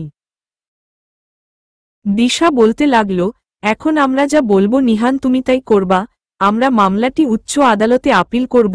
তুমি শুধু বলবা আমি আমার বউ বাচ্চাদের বাঁচাতে মিথ্যা বলছি, বাকিটা আমরা দেখে নিব। দিশার কথায় নিহান বলল তাইলে কি রিমুর কি কোন সমস্যা হবে। দিশা বলল না, কিছু হবে না। নিহান রাজি হল দিশার কথায়। কাল দিশা মামলাটি উচ্চ আদালতে আপিল করবে। দিশার কথা নিহান রাখবে, আর দিশাও কাল উচ্চ আদালতে আপিল করবে। এটা শুনে আমার মনটাতে একটু শান্তি অনুভব করতে লাগল। এই দিকে রাহুল নিহানকে জিজ্ঞেস করল নিহান তুই কেন মিথ্যা জবানবন্দি দিছত, সত্যি কথা বল।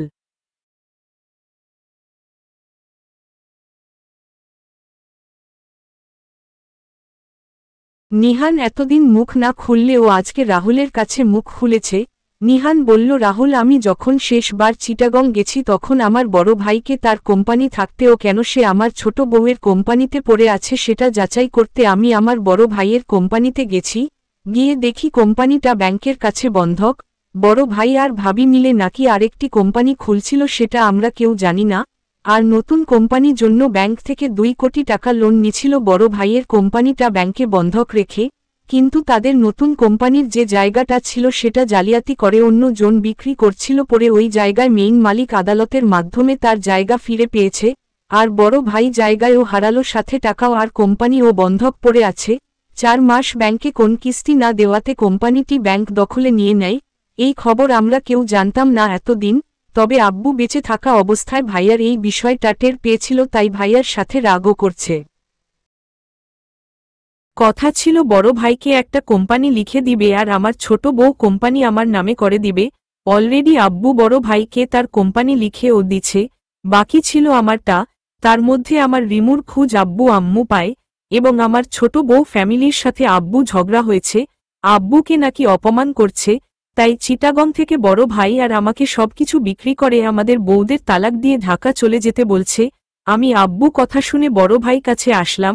আমরা 2 জনে ডিভোর্স পেপারে সই করব আর উকিল দিয়ে ডিভোর্স পেপার ওদের পাঠিয়ে দিব। তাই আমি সই করে 20 লাখ টাকার চেক দিলাম বড় ভাই কাছে। আমাদের যে হুতো রাতে রওনা দিতে হবে ঢাকার উদ্দেশ্য, তাই আমি বাহিরে গিয়ে কিছু কিনা কাটা করছি। সন্ধ্যায় বড় ভাই ফোন দিয়ে বলল, সব কাজ শেষ, এখন চল বাসায় যাই আর কোম্পানিটা ম্যানেজার দেখুক, আমি পরে এসে বিক্রি করব। আমরা 2 ভাইয়ে ঢাকার উদ্দেশ্য রওনা হয়ে গেছি, কিন্তু এটা জানতাম না যে বড় ভাই সমস্যার কারণে আমার ডিভোর্স পেপার ওদের দেয়নি আর আমার ভাবিকে ও সে ডিভোর্স দেয় নাই। কারণ বড় ভাই এখন ডিভোর্স দিলে তার সমস্যা হতো, এটা বড় ভাই আমাদের সাথে বলে নাই, গোপন রাখছে। বড় ভাইয়ের এত সমস্যা, তারপর ও সে একা একা সমাধান করতে চাইছে, শেষে আর উনি পারেনি, তাই সে আমার বউ কোম্পানিতে গেছে। শেষে যখন আমার ছোট বউ আমাকে ডিভোর্স দিবে আর আমার হেল্প চাইল যাতে আমি কোম্পানিতে গিয়ে ভাইয়াকে সরিয়ে আমি বসি, আমি আমার ছোট বউ কথা রাখছি, কারণ সে আমাকে ডিভোর্স দিবে, আমার রিমুর আর কোন সমস্যা থাকবে না। এটা বড় ভাই আর ভাবি মানতে পারেনি, কারণ ওদের এখন কোন কোম্পানি নাই, যেটা ছিল সেটা ব্যাংকের দখলে। আমি কোম্পানিতে গিয়ে বড় ভাইকে সরিয়ে আমার ছোট বউকে সব বুঝিয়ে দিছি, সে অনেক খুশি হয়েছে। সামনে ঈদ ছিল, তাই আমার ছোট বউ আমার সাথে আমাদের বাসায় আসতে চাইছে। ঈদের দিন রিমুর হাতে সে ডিভোর্স পেপার সই করে দিয়ে দিবে, তারপর সে চলে যাবে চিটাগং, সে তার কোম্পানি একাই দেখবে। তারপর তো আর কিছু হলো না, সে খুন হলো আর ফাঁসিয়ে দিল আমাকে আর আমার রিমুকে। আর এখন খোঁজ নিয়ে দেখ আমার ছোট বউ কোম্পানি এখন আমার ভাবি না হয় বড় ভাই কাছে। খুনটা আমি করিনি, রিমুও না করছে আমার বড় ভাই, কারণ তার কোন আয় রোজগারের সুযোগ ছিল না, আর আমাকে ফাঁসিছে আমি যে আমার ছোট বউ কথায় বড় ভাইকে কোম্পানি থেকে বার করছি সেজন্য। নিহানের কথা শেষ হতেই রাহুল বলল, তাইলে তুই 144 ধারায় জবানবন্দি দিলে কেন? নিহান বলল, আমি জানি আমার বড় ভাই আমাকে আর আমার বউকে ফাঁসতে চাইছে, কারণ আমাদের কিছু হলে সবকিছু ওর হবে, কিন্তু আমার রিমুকে যদি পুলিশ নিয়ে যায় তাইলে আমার সন্তানগুলো মরে যাবে, তাই মিথ্যা বলছি। রাহুল বলে, কেউ ছাড়া পাবে না, তুই শুধু আদালতে বলবি ভয়ে মিথ্যা জবানবন্দি দিছত, তারপর যা করার দিশা করবে। আমরা সবাই চলে আসলাম বাসায়। বাসায় এসে আমার শাশুড়িকে বললাম, আম্মু চিন্তা করবেন না, সবকিছু ঠিক হবে। রাহুল আমার শাশুড়িকে বলছে, আপনার বড় ছেলের বিষয়ে কিছু জানতে হবে, ওনাকে কি বাসায় আনতে পারবেন? আমার শাশুড়ি বলে, ও তো ফোন ধরে না, সে এখন চিটাগং।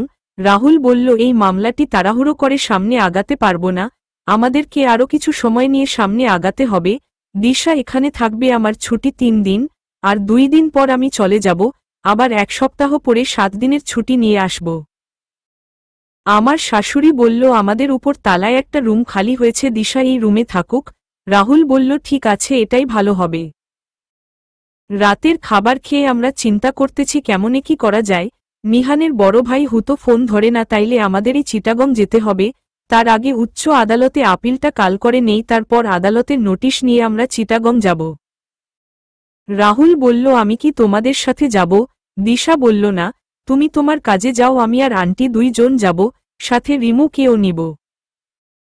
পরের দিন সকালে দিশা মামলাটি উচ্চ আদালতে আপিল করেছে, হাইকোর্ট সেটাকে একসেপ্ট করছে। সামনের মাসে 10 তারিখ আদালতে প্রথম কাজ শুরু হবে।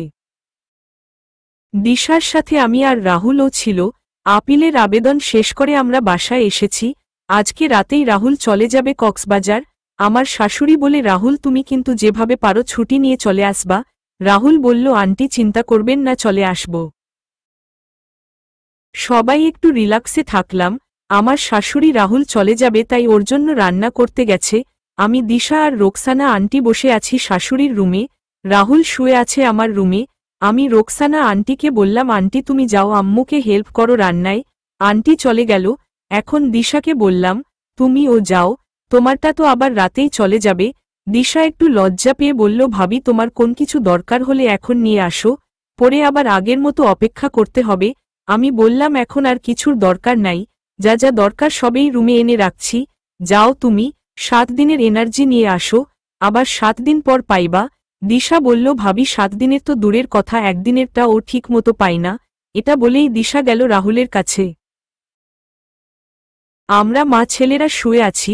উদয়টা একটু বেশি দুষ্ট হয়েছে, জামা পরতে চায় না, সব সময় খালি গায়ে থাকতে চায়, আর বাবার মতো হয়েছে, আমার কানে খালি কামড় দেয়। আর যখন ও আমার কানে কামড় দেয় তখনই ওর আব্বুর কথা মনে পড়ে। নিহান আমাকে যতবার আদর করছে সবচেয়ে বেশি সে আমার কানে আদর করত। উদয় ও তার বাবার স্বভাব পেয়েছে। ওই দিন আমার শাশুড়িকে ও কানে কামড় দিয়েছে, আর যখন ঘুমায় তখন ওর উইটা সে ধরেই ঘুমাবে। কতদিন আমার শাশুড়ি ওই খান থেকে হাত সরিয়ে নিয়ে আনলো, যখনই ওটা থেকে হাত সরিয়ে আনে ততবারই কান্না করে। আমার শাশুড়িকে আমি মনে মনে বলতাম, এই কাজ যদি আপনার পোলারে ছোটবেলা করতেন তাইলে এখন আর তার পোলা এমন করে ঘুমাতো না। আমার শাশুড়ি রান্না করে রুমে এসে সোজা গোসল করতে চলে গেছে। গোসল করে এসে বলল, দিশা ওরা কই? আমি বললাম, ওরা রুমে, রাহুল ভাইয়া নাকি চলে যাবে রাতে তাই। শাশুড়ি বলল, তাই বলে কি? আমি বললাম, চলে যাবে তাই ওর জামাইয়ের জামা কাপড় গুছিয়ে দিতে গেল। শাশুড়ি বললে, ও রাহুল চলে গেলে আমাদের ভরসাটা কমে যাবে না? আমি বললাম, ভাইয়া 7 দিন পর চলে আসবে আর আমরা তো কয়দিন পর চিটাগং যাব, তখন হয়তো আমাদের সাথে আবার চলে আসবে। শাশুড়ি বলল, রাহুলের সাথে কথা বলে আমি তোমার খালা শাশুড়ি বাসায় যাব কিছু টাকা আনতে। আমি বললাম, ঠিক আছে, আমি ডাক দিচ্ছি। আমার রুমের দরজার সামনে এসেও আবার চলে আসলাম, ডাক দেইনি। আর মনে মনে বলতে লাগলাম, ওরা কি জোট লেগে গেল নাকি? আর এখন তো ভাদ্র মাস না, তাইলে এত দেরি কেন? কোন উপায় না পেয়ে নিলয়কে নিয়ে ওদের দরজায় সামনে রাখলাম। নিলয় আবার দরজা ধাক্কাতে পারে ভালো। ওর বাবার লগে যখন খেলতো তখন ওর বাবা ওরে ভিতরে রেখে বাহিরে দাঁড়িয়ে থাকতো আর সে দরজা ধাক্কাতে থাকত। তাই নিলয়কে দরজার সামনে এনে ছেড়ে দিলাম। নিলয় ও দরজা ধাক্কাতে লাগলো। ওরা বের হয়ে আসলো আর আমি ও গিয়ে বললাম, বাবা তুমি এইখানে কেন আসলা? ওলে বাবাটা আমার আন্টিদের বিরক্ত করতে নাই। এটা বলে নিলয়কে কোলে নিয়ে দিশাকে ইশারা দিলাম। দিশা আসলো, ওরে দেখেতে এমন অবস্থা, চুলগুলো এলোমেলো। ফুটবল খেলার সময় মাঠে পাবলিক ঢুকে পড়লে যেমন খেলা স্টপ হয়ে যায় আর প্লেয়ারের শরীর থেকে যেমন ঘাম ঝরতে থাকে, দিশার অবস্থাও তেমন ছিল। আমি বললাম, তোমার জামাই সাথে আম্মু কথা বলবে, তারপর একটু বাহিরে যাবে। দিশা বলল, ঠিক আছে, আমি বলতেছি আসতে। দিশা চলে গেল। আমি ও নিলয়কে কোলে করে চলে আসলাম। কিন্তু আমার নিলয় আব্বুর মন খারাপ, বারবার ওই দরজার দিকে তাকিয়ে থাকে। আমি বুঝতে পারছি সে তার বাবাকে খুঁজেছে। আমার ও মনটা খারাপ হয়ে গেল।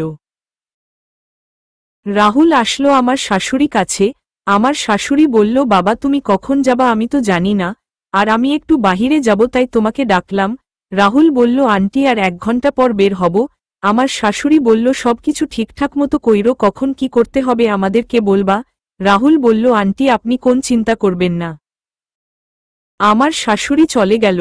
রাহুল ভাইয়া ও চলে যাবে এখন, আর দিশাকে উপরে রুমটায় থাকতে দিব, কারণ সে উকিল, অনেক কিছু নিয়ে তারে ভাবতে হয়, তাই একটু একা থাকুক। রাতেই আমার শাশুড়ি চলে এসেছে। দিশা ও তার রুমে চলে গেছে। আমার শাশুড়ি বলল, আমার কেন জানি মনে হয় আমার বড় ছেলে কোন সমস্যায় পড়ছে তাই আসে না। আমি বললাম, আমরা কেমনে জানবো, আমাদের ফোন তো ধরে না। শাশুড়ি বলল, চিটাগং কবে যাব? আমি বললাম, দিশা বলল 2 দিন পর নাকি আদালতে তার কাজ আছে, আর কাজটা শেষ করেই তারপর যাবে, তবে কারো বাসায় না, হোটেল উঠবে। আমার শাশুড়ি বলল ঠিক আছে। সকালে ঘুম থেকে উঠে দিশা আসলো আমাদের রুমে, আমাকে বলল ভাবি, তোমার বাসুর রুমে কি যাওয়া যাবে? আমি বললাম কেমনে যাব, চাবি তো নাই। আমি আমার শাশুড়িকে বললাম ওই রুমের চাবি আছে নাকি? শাশুড়ি বলল ওদের রুমে তো আমরা কেউ যাই না, আর চাবি কথা তো বলতে পারবো না। দাঁড়াও দেখি তোমার শ্বশুরের কতগুলো চাবি ছিল, ওখানে ওই রুমের চাবি পাওয়া যায় কি না। শাশুড়ি অনেকগুলো চাবি এনে দিল আমার হাতে, আমি এক এক করে সবগুলো দিয়ে চেষ্টা করতে লাগলাম। অবশেষে খুলতে পারলাম আমার বাসুরের রুম। রুমে আমি আমার শাশুড়ি আর দিশা তিনজন ঢুকলাম। রুমের লাইট অন করলাম। দিশা চারদিকে ভালো করে দেখতে লাগলো। রুমে শুধু জামা কাপড় আর ব্যাংকের কয়েকটি চেক বই ছাড়া কিছু নাই। আর কয়েকটি ঔষধ পড়ে আছে আলমারিতে, আর একটি শপিং ব্যাগও আছে টেবিলের উপরে। শপিং ব্যাগটিতে ছোট বাচ্চাদের জামা কাপড়। আমার বাসুর আদালতে যে জবানবন্দি দিচ্ছে উনি বাহিরে গেছিল, এটা সত্যি। সে বাহির থেকে আমার বাচ্চাদের জন্য জামা কাপড় কিনতে গেছিল। দিশা শপিং ব্যাগ থেকে বিলের পেপারটি হাতে নিল, যে মার্কেট থেকে জামা কাপড় কিনছে সেই বিলও ছিল এবং টাইমও ছিল 5:04 দিশা বিলের কাগজটা নিয়ে রাখল। আবার দিশা চেক বইগুলো দেখতে লাগলো। আমি ঘুরে ঘুরে সবকিছু দেখতে লাগলাম, কিন্তু বারবারই কেন জানি ঔষধগুলোর কাছে চলে আসি। তাই এইবার ঔষধগুলো হাতে নিলাম। কয়েকটি ঔষধ খাওয়াও হয়েছে, কিন্তু একটা ঔষধ দেখে আমি ভাবতে লাগলাম এমন একটা ঔষধ আমার জন্য ও আনা হয়েছিল, কিন্তু ও কেন আর কি রোগের সেটা মনে নাই। তাই আবার রেখে দিলাম জায়গাটা জায়গায়। রুমে আর কিছু পেলাম না আমরা। দিশা বলল রুমে আবার তালা দিয়ে রাখো। আমি তালা দিয়ে চাবি শাশুড়িকে দিয়ে দিলাম। দিশা আমার বাচ্চার জন্য আনা নতুন জামা কাপড়ের বিল নিয়ে, আর আমার বাসুরের জবানবন্দিতে 1 পেয়েছে। আবার পোস্টমর্টেম রিপোর্ট খুনের সময় 56, কিন্তু আমার বাসুর যে মার্কেট গেছে বাসা থেকে যাইতেই লাগে 30 মিনিট বেশি, আর আসা যাওয়ার সময় 1 ঘন্টা। মার্কেটে গিয়ে তো আর জামা পছন্দ না করে কিনে নাই, নিশ্চয়ই পছন্দ করে কিনছে, তাইলে তো সময় লাগার কথা। তারপর আবার 6:30 দিকে পুলিশকে ফোন দিছে। 5:04 যদি তার বিলের সময় হয়, তাইলে আর বাসায় আসতে আসতে 6:16 বেশির বেজে যাবার কথা। তারপর আবার সে তার রুমে ঢুকে জামা কাপড় ব্যাগ রেখে সবাইকে খুঁজতে গেছে। এটা কখনো হতে পারে না। নিহানের বড় ভাই এই খুনের সাথে জড়িত না। নিহান ও তার ভাইকে ভুল বুঝছে। এই খানে হয় তার বোন, না হয় অন্য কেউ খুন করছে। আমাদের মাথা ঘুরে যাচ্ছে, কমনে কি হবে যদি সত্যিকারের খুনিকে না পাই। আমার নিহানকে আর বাঁচাতে পারবো না। টেনশনে আবার খাওয়া দাওয়া বন্ধ হয়ে গেছে। রুমের দরজা লাগিয়ে একা একা কান্না করছি, আর অতি কথা ভাবছি। কেন আমি নিহানের কাছে চাকরির জন্য গেছিলাম? কেনই বা নিহানকে বিয়ে করলাম? আর কেনই বা বাচ্চা নিলাম, যখন আমার আম্মু বাচ্চা নষ্ট করার জন্য ঔষধ এনে দিছিল? তখন কেনই বা খেলাম না? তাইলে আজকে এত কষ্ট পেতে হতো না।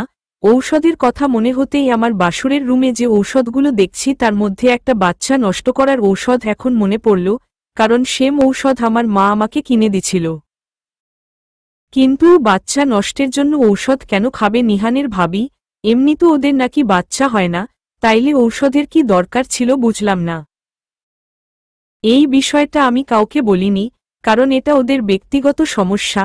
তাই কাউকে না বলে আমি বিষয়টা নিয়ে ভাবাভাবি বন্ধ করে দিলাম। এটাই ছিল আমার জীবনে 2 নাম্বার ভুল। প্রথম ভুল ছিল নিহানের ভাবি যখন আমাকে মেরে গালে দাগ বসিয়ে দিছিল, তখন যদি আমার জামাইকে বলতাম তাইলে আমি বাড়ি ছাড়া হতাম না।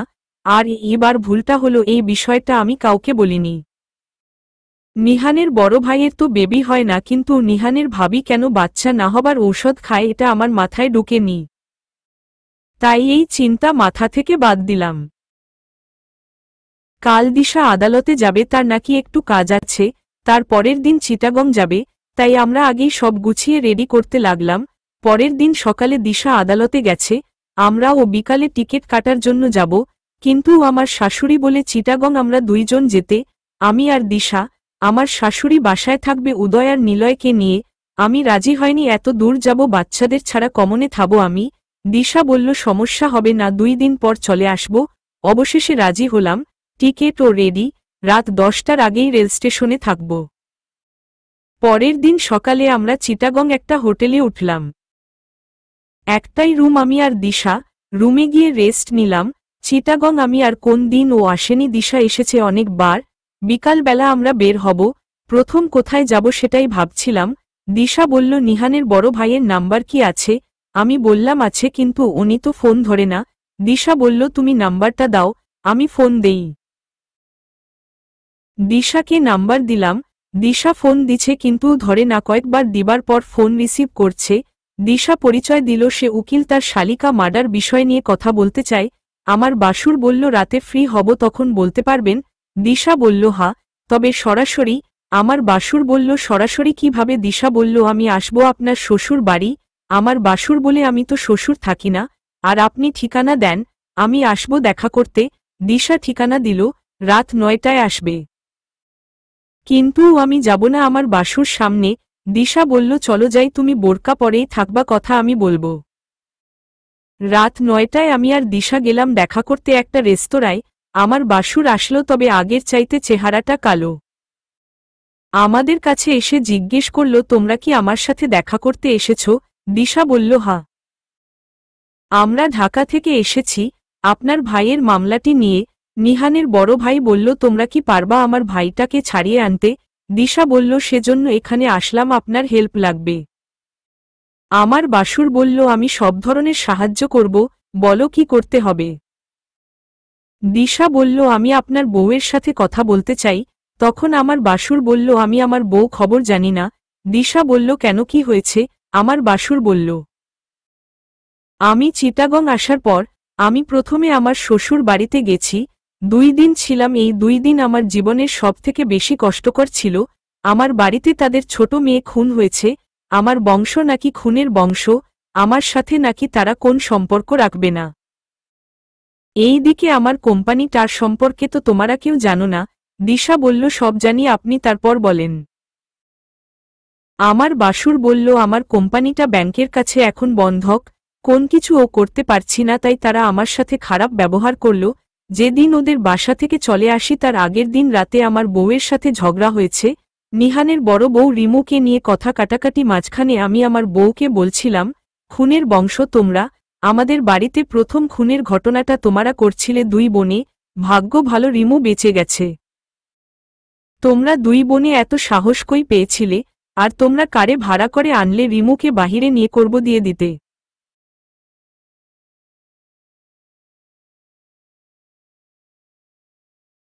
এটা বলাতে আমার বউ বলল আগের কথা বাদ দেন, যেটা গেছে সেটা নিয়ে কথা বলতে চাই না। তখন আমার বউকে বললাম বাদ কেমনে দিবা, আমার আব্বু যে তোমার আর তোমার বোনের নামে মামলা করে উকিল নোটিশ পাঠাইছে সেটা কিন্তু এখনও আছে, উকিল আমার কাছে দিয়ে গেছে। এটা শুনে আমার বউ আমার সব ফাইল সব মাটিতে ফেলে বলল যা তুই তর উকিল নোটিশ নিয়ে। আমার বাড়িতে থেকে সে এসেছে আমাদেরকে উকিল নোটিশ ভয় দেখাতে।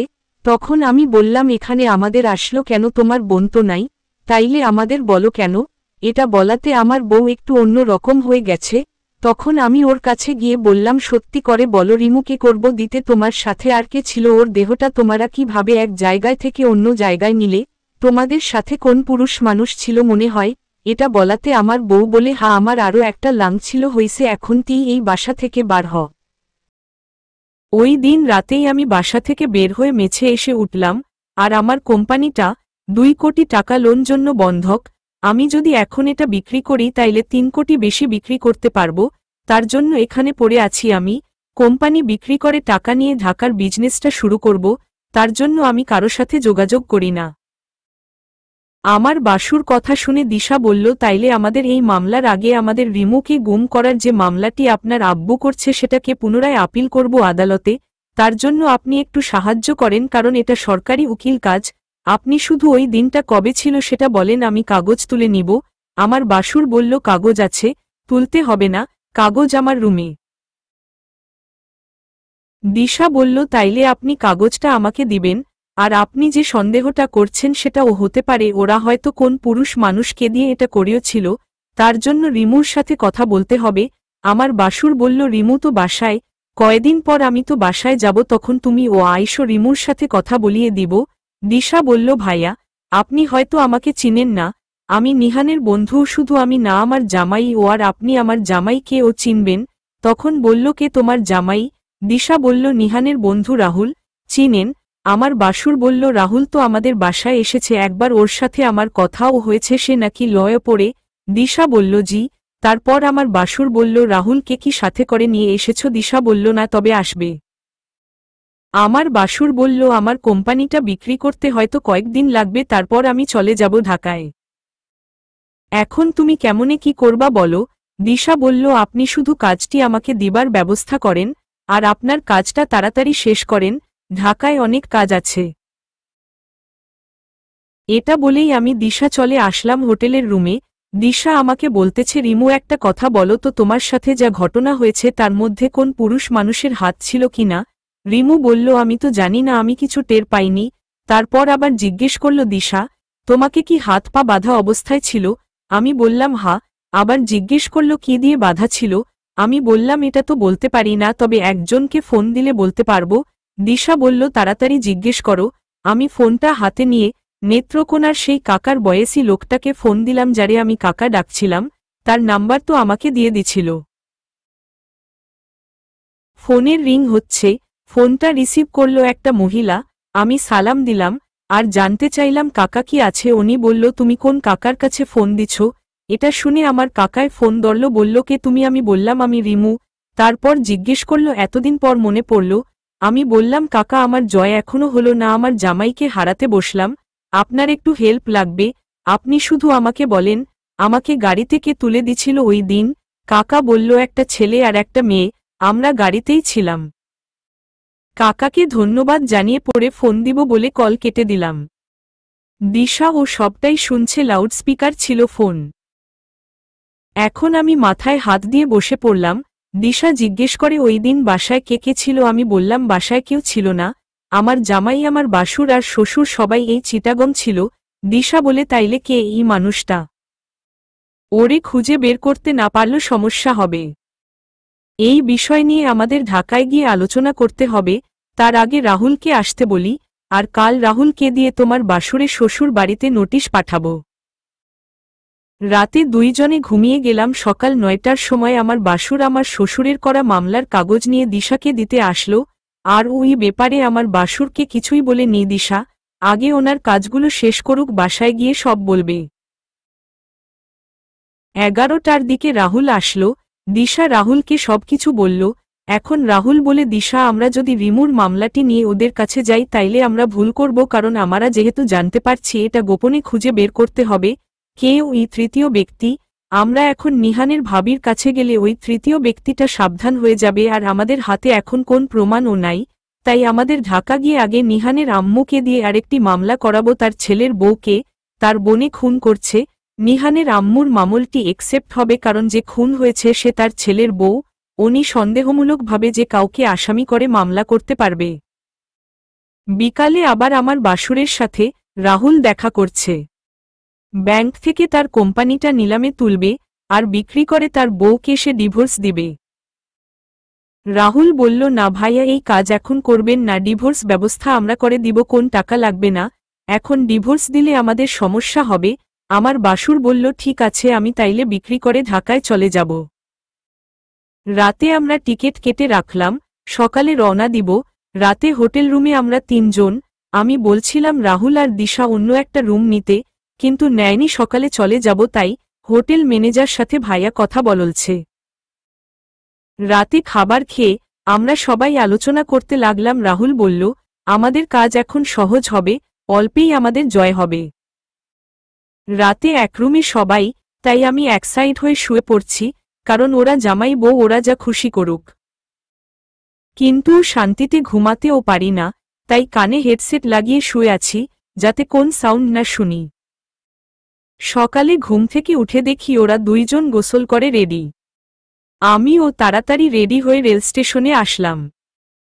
1 ঘন্টা পর আমার শাশুড়ি ফোন দিল, উনি নাকি চিটাগং আসবে, আমার বাসুরের শ্বশুর মারা গেছে, তাই লাস্ট বার যাবে, কারণ আমার শ্বশুর মারা যাবার দিন ওরা এসেছে। আমি বললাম আম্মু উদয় আর নিলয়কে কার কাছে রেখে আসবেন?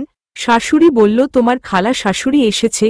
আমি বললাম আমরাও চলে আসতেছি, আপনি যান। দিশাকে বললাম ঘটনাটা। দিশা বলল আন্টিকে বলো তাড়াতাড়ি যেন বাসায় চলে আসে, কারণ ওনাকে দিয়ে মামলা করাতে হবে। আমরা বাসায় চলে আসলাম। আমার শাশুড়ি চিটাগং। আমার শাশুড়ি যখন ওই বাসায় গেল, গিয়ে দেখে আমাদের বাসায় একটা লোক বাড়া থাকত, সে ওইখানে। বর্তমানে দিশা যে রুমে থাকে সে রুমে থাকত। আমার শাশুড়ি নাকি জিজ্ঞেস করল, তুমি বাসা ছেড়ে কি এইখানে চলে এসেছ? ওই লোকটা বলল, আমি ভাবিকে, নিহানের বড় ভাইয়ের বউয়ের কথা বলছিলাম একটা কাজ দিতে, উনি এইখানে ওনার কোম্পানিতে কাজ দিচ্ছে। আমার শাশুড়ি ব্যাপারটা সহজ মনে করে নিচ্ছে আর কাউকে এই ব্যাপারটা বলে নাই। আমার শাশুড়ি চিটাগং থেকে ওই দিন রাতেই রওনা দিচ্ছে, তার বড় ছেলের সাথে ও দেখা হয়েছে। আমার শাশুড়িকে থাকতে বলছিল, 23 দিন পর ওরা একসাথে আসবে। আমার শাশুড়ি থাকে নাই, চলে এসেছে। দুপুরে দিকে আমার শাশুড়ি ঘুম থেকে উঠল। আমরা সবাই একসাথে লাঞ্চ করে আমার শাশুড়িকে দিশা সবকিছু খুলে বলল যে রিমুর ঘটনায় নিহানের ভাবি একটা পুরুষ মানুষের সাহায্য নিচ্ছে। এই বাসায় আসতে পারে এমন কোন পুরুষ মানুষ কি আছে আপনাদের পরিচিত? আমার শাশুড়ি বলল, না তো, এমন কেউ তো নাই। দিশা বলল, কেউ না থাকলে তো ওরা ওই দিন রিমুকে করব দিতে কোন পুরুষের সাহায্য নিছিল? আমার শাশুড়ি বলল, এই বিষয় তো আমার জানা নেই। সবাই চিন্তায় পড়ে গেল, কে সে মানুষ যে এই বাসায় এসেছে, কিছুই মাথায় ঢুকে না। হঠাৎ রাহুল বলল, আন্টি, আপনার ছেলের বউ কারো সাথে পরকিয়া করে না তো? আমার শাশুড়ি বলল, এটা আমি কেমনে বলবো? এই পরকিয়ার কথা শুনে আমার শাশুড়িকে জিজ্ঞেস করলাম, এই জন্য কি উনি বাচ্চা নেয় না? আমার শাশুড়ি বলল, বাচ্চা হলে তো নিব। তখন আমি বললাম, বাচ্চা না হলে বাচ্চা নষ্ট করার ঔষধ কেন খায় উনি? এটা শুনে আমার শাশুড়ি বলল, কি বলো, ও বাচ্চা নষ্ট হবার ঔষধ কেন খাবে? আমি বললাম, বিশ্বাস হয় না, আপনি রুমটা আবার খুলেন, আমি দেখাবো ঔষধ। আমার শাশুড়ি রুম খুলে দিল। আমি ঔষধটা হাতে নিয়ে দিশাকে দিলাম। দিশা এটা অনলাইনে খোঁজ নিয়ে দেখে সত্যিটা বাচ্চা নষ্ট করার ঔষধ। শাশুড়ি বলল, ওদের নাকি বাচ্চা হয় না, ওরা কেন মিথ্যা বলল? তাই শাশুড়ি বলল, আমি আমার ছেলের সাথে কথা বলবো। শাশুড়ি ফোন দিল আমার বাসুরকে। আমার বাসুর ফোন ধরল। শাশুড়ি বলতেছে, তোদের বাচ্চা না হবার কারণ কি, কার সমস্যা? আমার বাসুর বলল, মা, সমস্যাটা আমার, আমি অনেকবার ডক্টর দেখিয়েছি, কোন কাজ হয় নাই। আমার শাশুড়ি বলল, তোর কাছে কি রিপোর্টগুলো আছে? বাসুর বলল, হামা আছে। তখন আমার শাশুড়ি বলল, ঠিক আছে, তোর কাজ শেষ করে তুই বাসায় আয়। আমার শাশুড়ি বলল, তাইলে কি আমার পোলার বউ অন্যজনের সাথে অবৈধ সম্পর্কে জড়িত? দিশা বলল, আন্টি, হতে পারে। আর ওর তার অবৈধ প্রেমিকই মনে হয় রিমুকে বাহিরে বের করতে সাহায্য করছিল ওই দিন, আর এই খুনের সাথে তার হাতও থাকতে পারে। সবাই চিন্তিত হয়ে গেলাম। বাড়ির বউ অন্যজনের সাথে অবৈধ সম্পর্ক করল, কেউ টেরও পেলাম না, আর ওই ছেলেটাই বা কে? দিশা আমার শাশুড়িকে বলল, ওই ছলে এই বাসার আশেপাশে মনে হয় থাকে, তা না হলে এমনটা সম্ভব না। রাহুল বলল, আপনাদের বাসায় আসতে পারে এমন কিছু পুরুষ মানুষের নাম বলেন, ভাড়াটিয়াদের ও নাম। ভাড়াটিয়া নাম শুনেই বলল, একটা ছেলে ছিল এই বাসায়। তোমরা যে রুমে থাকো ওই রুমটায় সে একাই থাকত, মাসের বেশিরভাগ সময় সে বাড়ির বাহিরে থাকত। এই মাসে সে রুম ছেড়ে চলে গেছে, কিন্তু আমি চিটাগং গেছি বড় ছেলের শ্বশুর মারা যাওয়ায়, গিয়ে দেখি ওই ছেলে ওইখানে। আমি জিজ্ঞেসও করছি, আমার বড় ছেলের বউ নাকি ওরে চাকরি দিছে। রাহুল বলল, আন্টি, ওই ছেলেই হবে, 100%। আন্টি, আপনি তাড়াতাড়ি চলেন থানায়। আমার শাশুড়ি দিশা আর রাহুলের কথা মতো মামলা করছে নিহানের ভাবি, আর ওই ছেলেকে আসামি করে। মামলাটি একসেপ্ট হয়েছে। মামলার 4 দিন পর ওদেরকে অ্যারেস্ট করেছে পুলিশ। দিশা বলল, এই মামলাটির জন্য আর দেরি করা ঠিক হবে না, যত তাড়াতাড়ি সম্ভব আদালতে নিবার ব্যবস্থা করতে হবে। কিন্তু এটা সরকারি উকিলের কাজ। রাহুল আর দিশা উকিলের সাথে কথা বলছে, 3 দিন পর মামলাটি করতে যাবে। সবাই চিন্তায় আছি, যদি প্রমাণ করতে না পারে তাইলে নিহানকে ছাড়াতে পারব না। পুলিশও অনেক প্রমাণ পেয়েছে, নিহানের ভাবির সাথে ওই ছেলের সম্পর্ক। 3 দিন পর সবাই করতে, আমি ভাবছি নিহানকেও আনবে, কিন্তু আনেনি।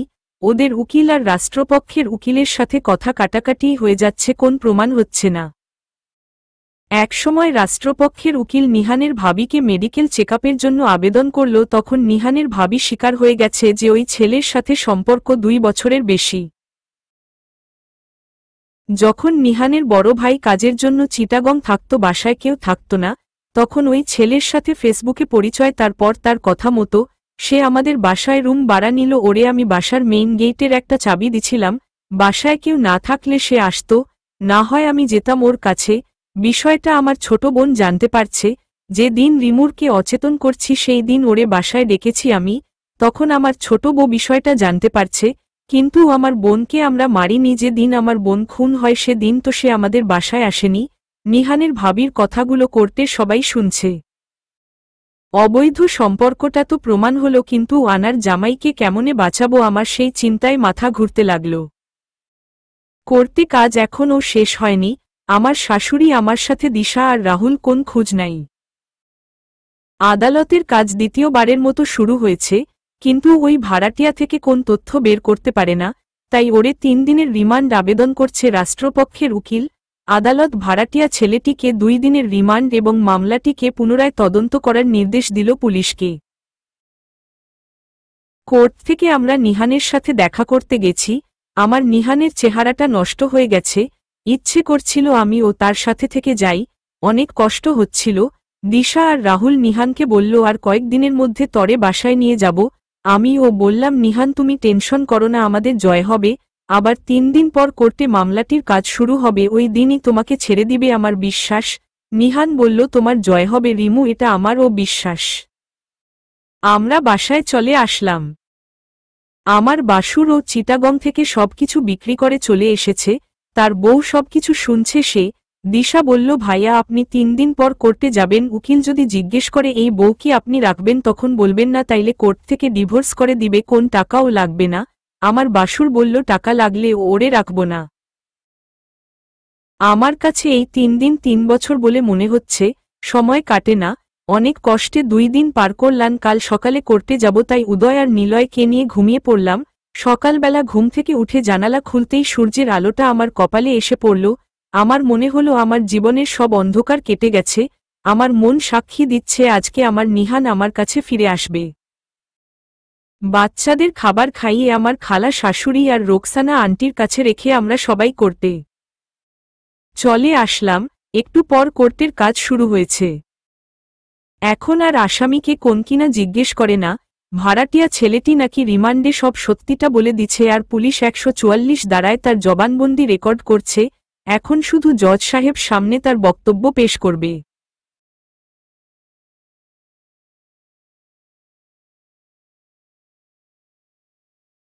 রাষ্ট্রপক্ষের আইনজীবী ওরে বলল ওই দিন কি হয়েছিল আর কিভাবে খুন করেছ জজ সাহেবকে বলো।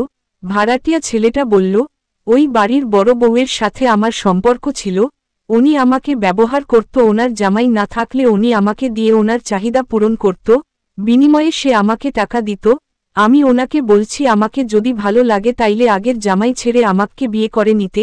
সে বলল আমি তোমাকে বিয়ে করব, তবে কিছু দিন পর তার হাসবেন্ডের নাকি সমস্যা, বাচ্চা হয় না।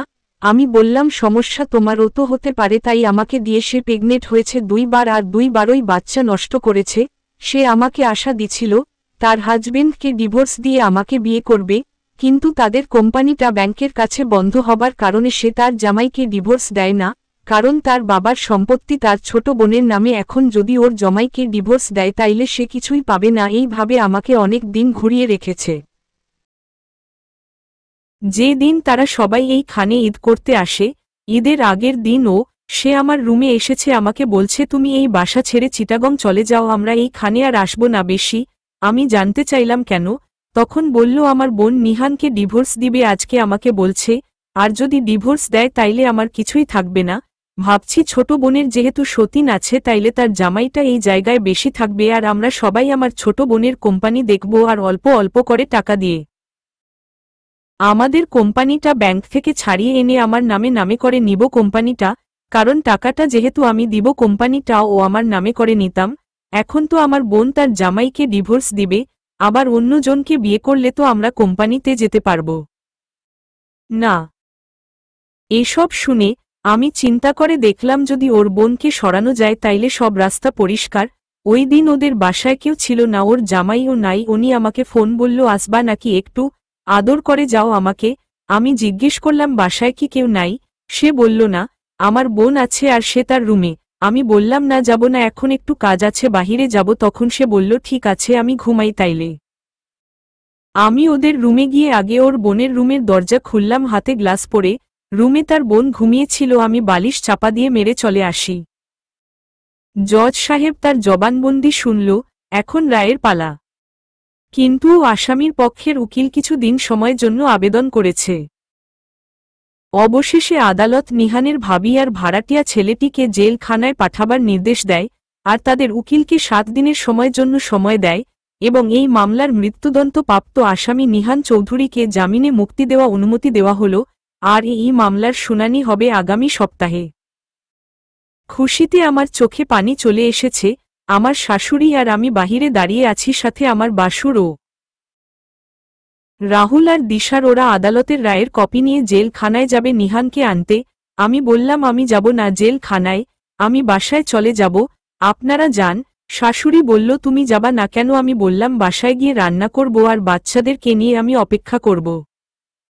শাশুড়ি বলল ঠিক আছে যাও। আমি বাসায় চলে আসলাম।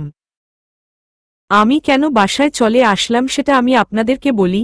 আমি আমার জামাইকে কাছে পেয়ে জড়িয়ে না ধরে থাকতে পারবো না, তাই বাসায় এসে রুম গুছিয়ে রান্না করে গরম পানি করে রেডি হয়ে আছি। কখন আসবে? রোকসানা আন্টি বাড়ির সবকিছু গুছিয়ে ও রেডি হয়ে আছে, কখন আসবে? বাচ্চাগুলো তো বুঝে না, তাই তারা দুই ভাইয়ে খেলা করছে রুমে বসে। এখন ওদের রুমের বাহিরে নিব না, কারণ আমি চাই নিহান আগে আমাকে জড়িয়ে ধরুন। ওরা বাহিরে থাকলে তো আগে ওদের দরবে, তাই রুমে বসিয়ে রাখছি। সন্ধ্যার একটু আগে আগে আসলো ওরা নিহানকে নিয়ে। বাসায় ঢুকে দিশা আর রাহুল গেল তাদের রুমে। আমার শাশুড়ি জিজ্ঞেস করে বাচ্চারা কই? আমি বললাম ওরা রুমে, আর আমাকে বলে নিহানকে গোসল করারও। নিহান রুমে আসতেই আমি দরজা লাগিয়ে দিলাম, আর নিহান উদয় আর নিলয় কাছাকাছি চলে গেছে। আমি পিছন থেকে টান দিয়ে আমার কাছে আনলাম, আর বললাম আগে আমাকে কোলে নাও, তারপর ওদের। নিহান সত্যি সত্যি আমাকে কোলে নিয়ে খাটে শুইয়ে দিল। আমি তার চোখের দিকে তাকিয়ে আছি। নিহান ও আমার চোখের দিকে তাকিয়ে কপালে অনেকগুলো চুমু খেলো। আমাকে চুমু খেতে দেখে ওরা দুই ভাই নিহানকে মারতে লাগল। আমি হেসে দিলাম ওদের কাণ্ড দেখে। নিহান ও হেসে দিল। বাচ্চারা তাদের আব্বুকে চিনতে পারে নাই, কারণ নিহানের মুখ ভর্তি দাড়ি ছিল। নিহান আমাকে বলল আমি ক্লিন সেভ করে আসি, তাইলে ওরা আমাকে চিনবে। আমি বললাম আজকে না, আজকের রাতটা এইভাবে থাকো কেন জানি, তোমার পরশগুলো আজকে আমার ভিন্ন ধরনের অনুভূতি জাগিয়ে তুলছে। এটা বলতেই নিহান আবার চুমু শুরু করল, কিন্তু পারল না। এবার দুই ভাইয়ে তাদের খেলার প্লাস্টিকের ক্রিকেট ব্যাট নিয়ে নিহানকে মারতে লাগল। নিহান বলল এখন কিছু করা যাবে না ওদের সামনে, তাই সে আমাকে ছেড়ে দিয়ে গোসল করতে গেছে। আমি আগেই গরম পানি করে রাখছিলাম। একটু পর দিশা আর রাহুল আসলো। তারা বলল নিহান তরে তো জামিনে নিয়ে আসলাম, সামনের সপ্তাহে মামলাটি থেকে সম্পূর্ণ খালাস পাবি। নিহান বলল তোরা সত্যি অনেক কিছু করলে আমার জন্য। দিশা বলে সামনের সপ্তাহে মামলাটি শেষ হলে আমরা সবাই ভাবিদের গ্রামের বাড়িতে যাব দিনাজপুর। আমি বললাম কেন গো দিশা, তোমার ও কি টুইন বেবি লাগবে? সবাই হেসে দিল। রাতের বেলা নিহানকে আমি এক অন্যরকম ভাবে পেয়েছি। পুরুষ মানুষের দাড়িতে সত্যি অনেক সৌন্দর্য থাকে।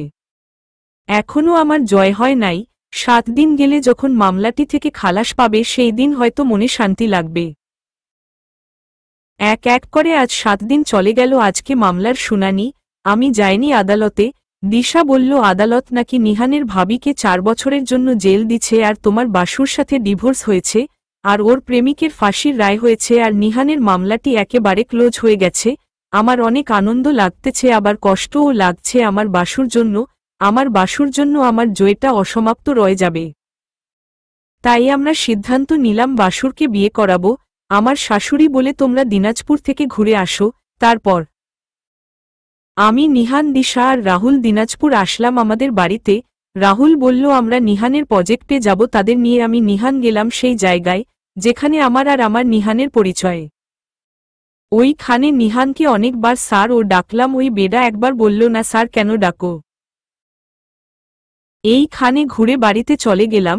বাড়ির আশেপাশে লোকজন সবাই আসে দেখতে। সন্ধ্যায় আমাদের বাড়ির পাশে একটা মহিলা আসলো আমাদের বাড়ি। আমার মার কাছে বলতে লাগলো রিমুকে বলো না আমার মেয়েটাকে একটা চাকরি দিতে। মা আমাকে ডাক দিল আর বলল ওনাকে চিনস? আমি বললাম উনি মনে হয় মিতু আপুর আম্মু। মা বলল হা, তর মিতু আপু তো এখন বাড়িতে থাকে, ওরে কি একটা কাজ দেওয়া যায়? আমি বললাম কেন, মিতু আপুর না বিয়ে হয়েছে আমি বাড়ি থাকতেই? তখন মা বলল ওর জামাই ওরে ডিভোর্স দিছে, কথাটা শুনে কষ্ট লাগলো, তাই আমি বললাম ঠিক আছে, আমি নিহানের সাথে কথা বলে দেখি। নিহানকে বললাম। নিহান বলল কই চাকরি দিবা ওরে? আমি বললাম আগে নিয়ে চলো।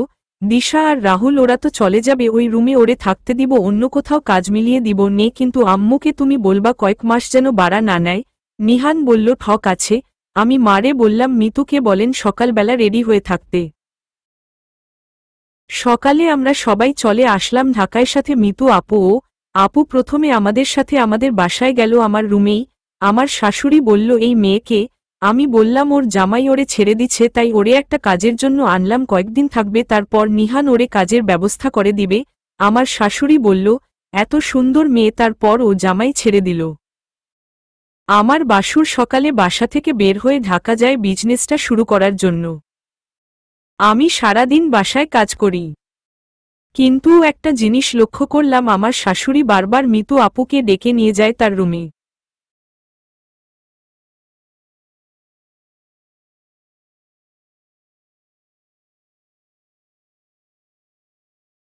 আমি বিষয়টা বুঝতে পারিনি।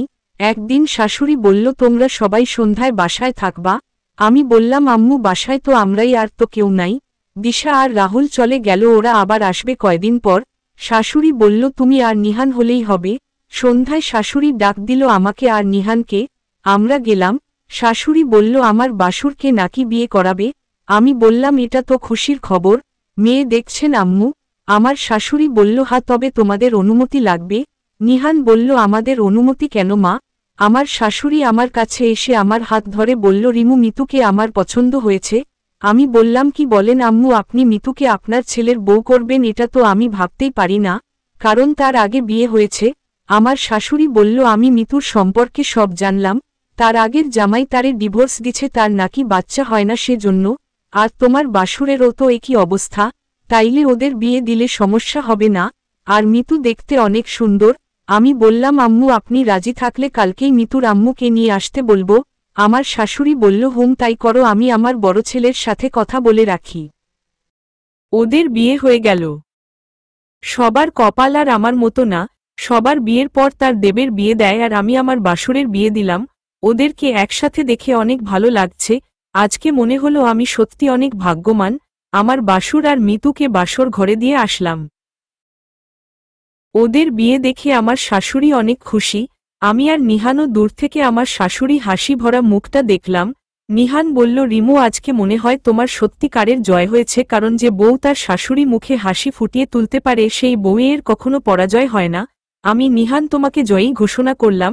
সত্যি রিমু তোমার জয় হয়েছে।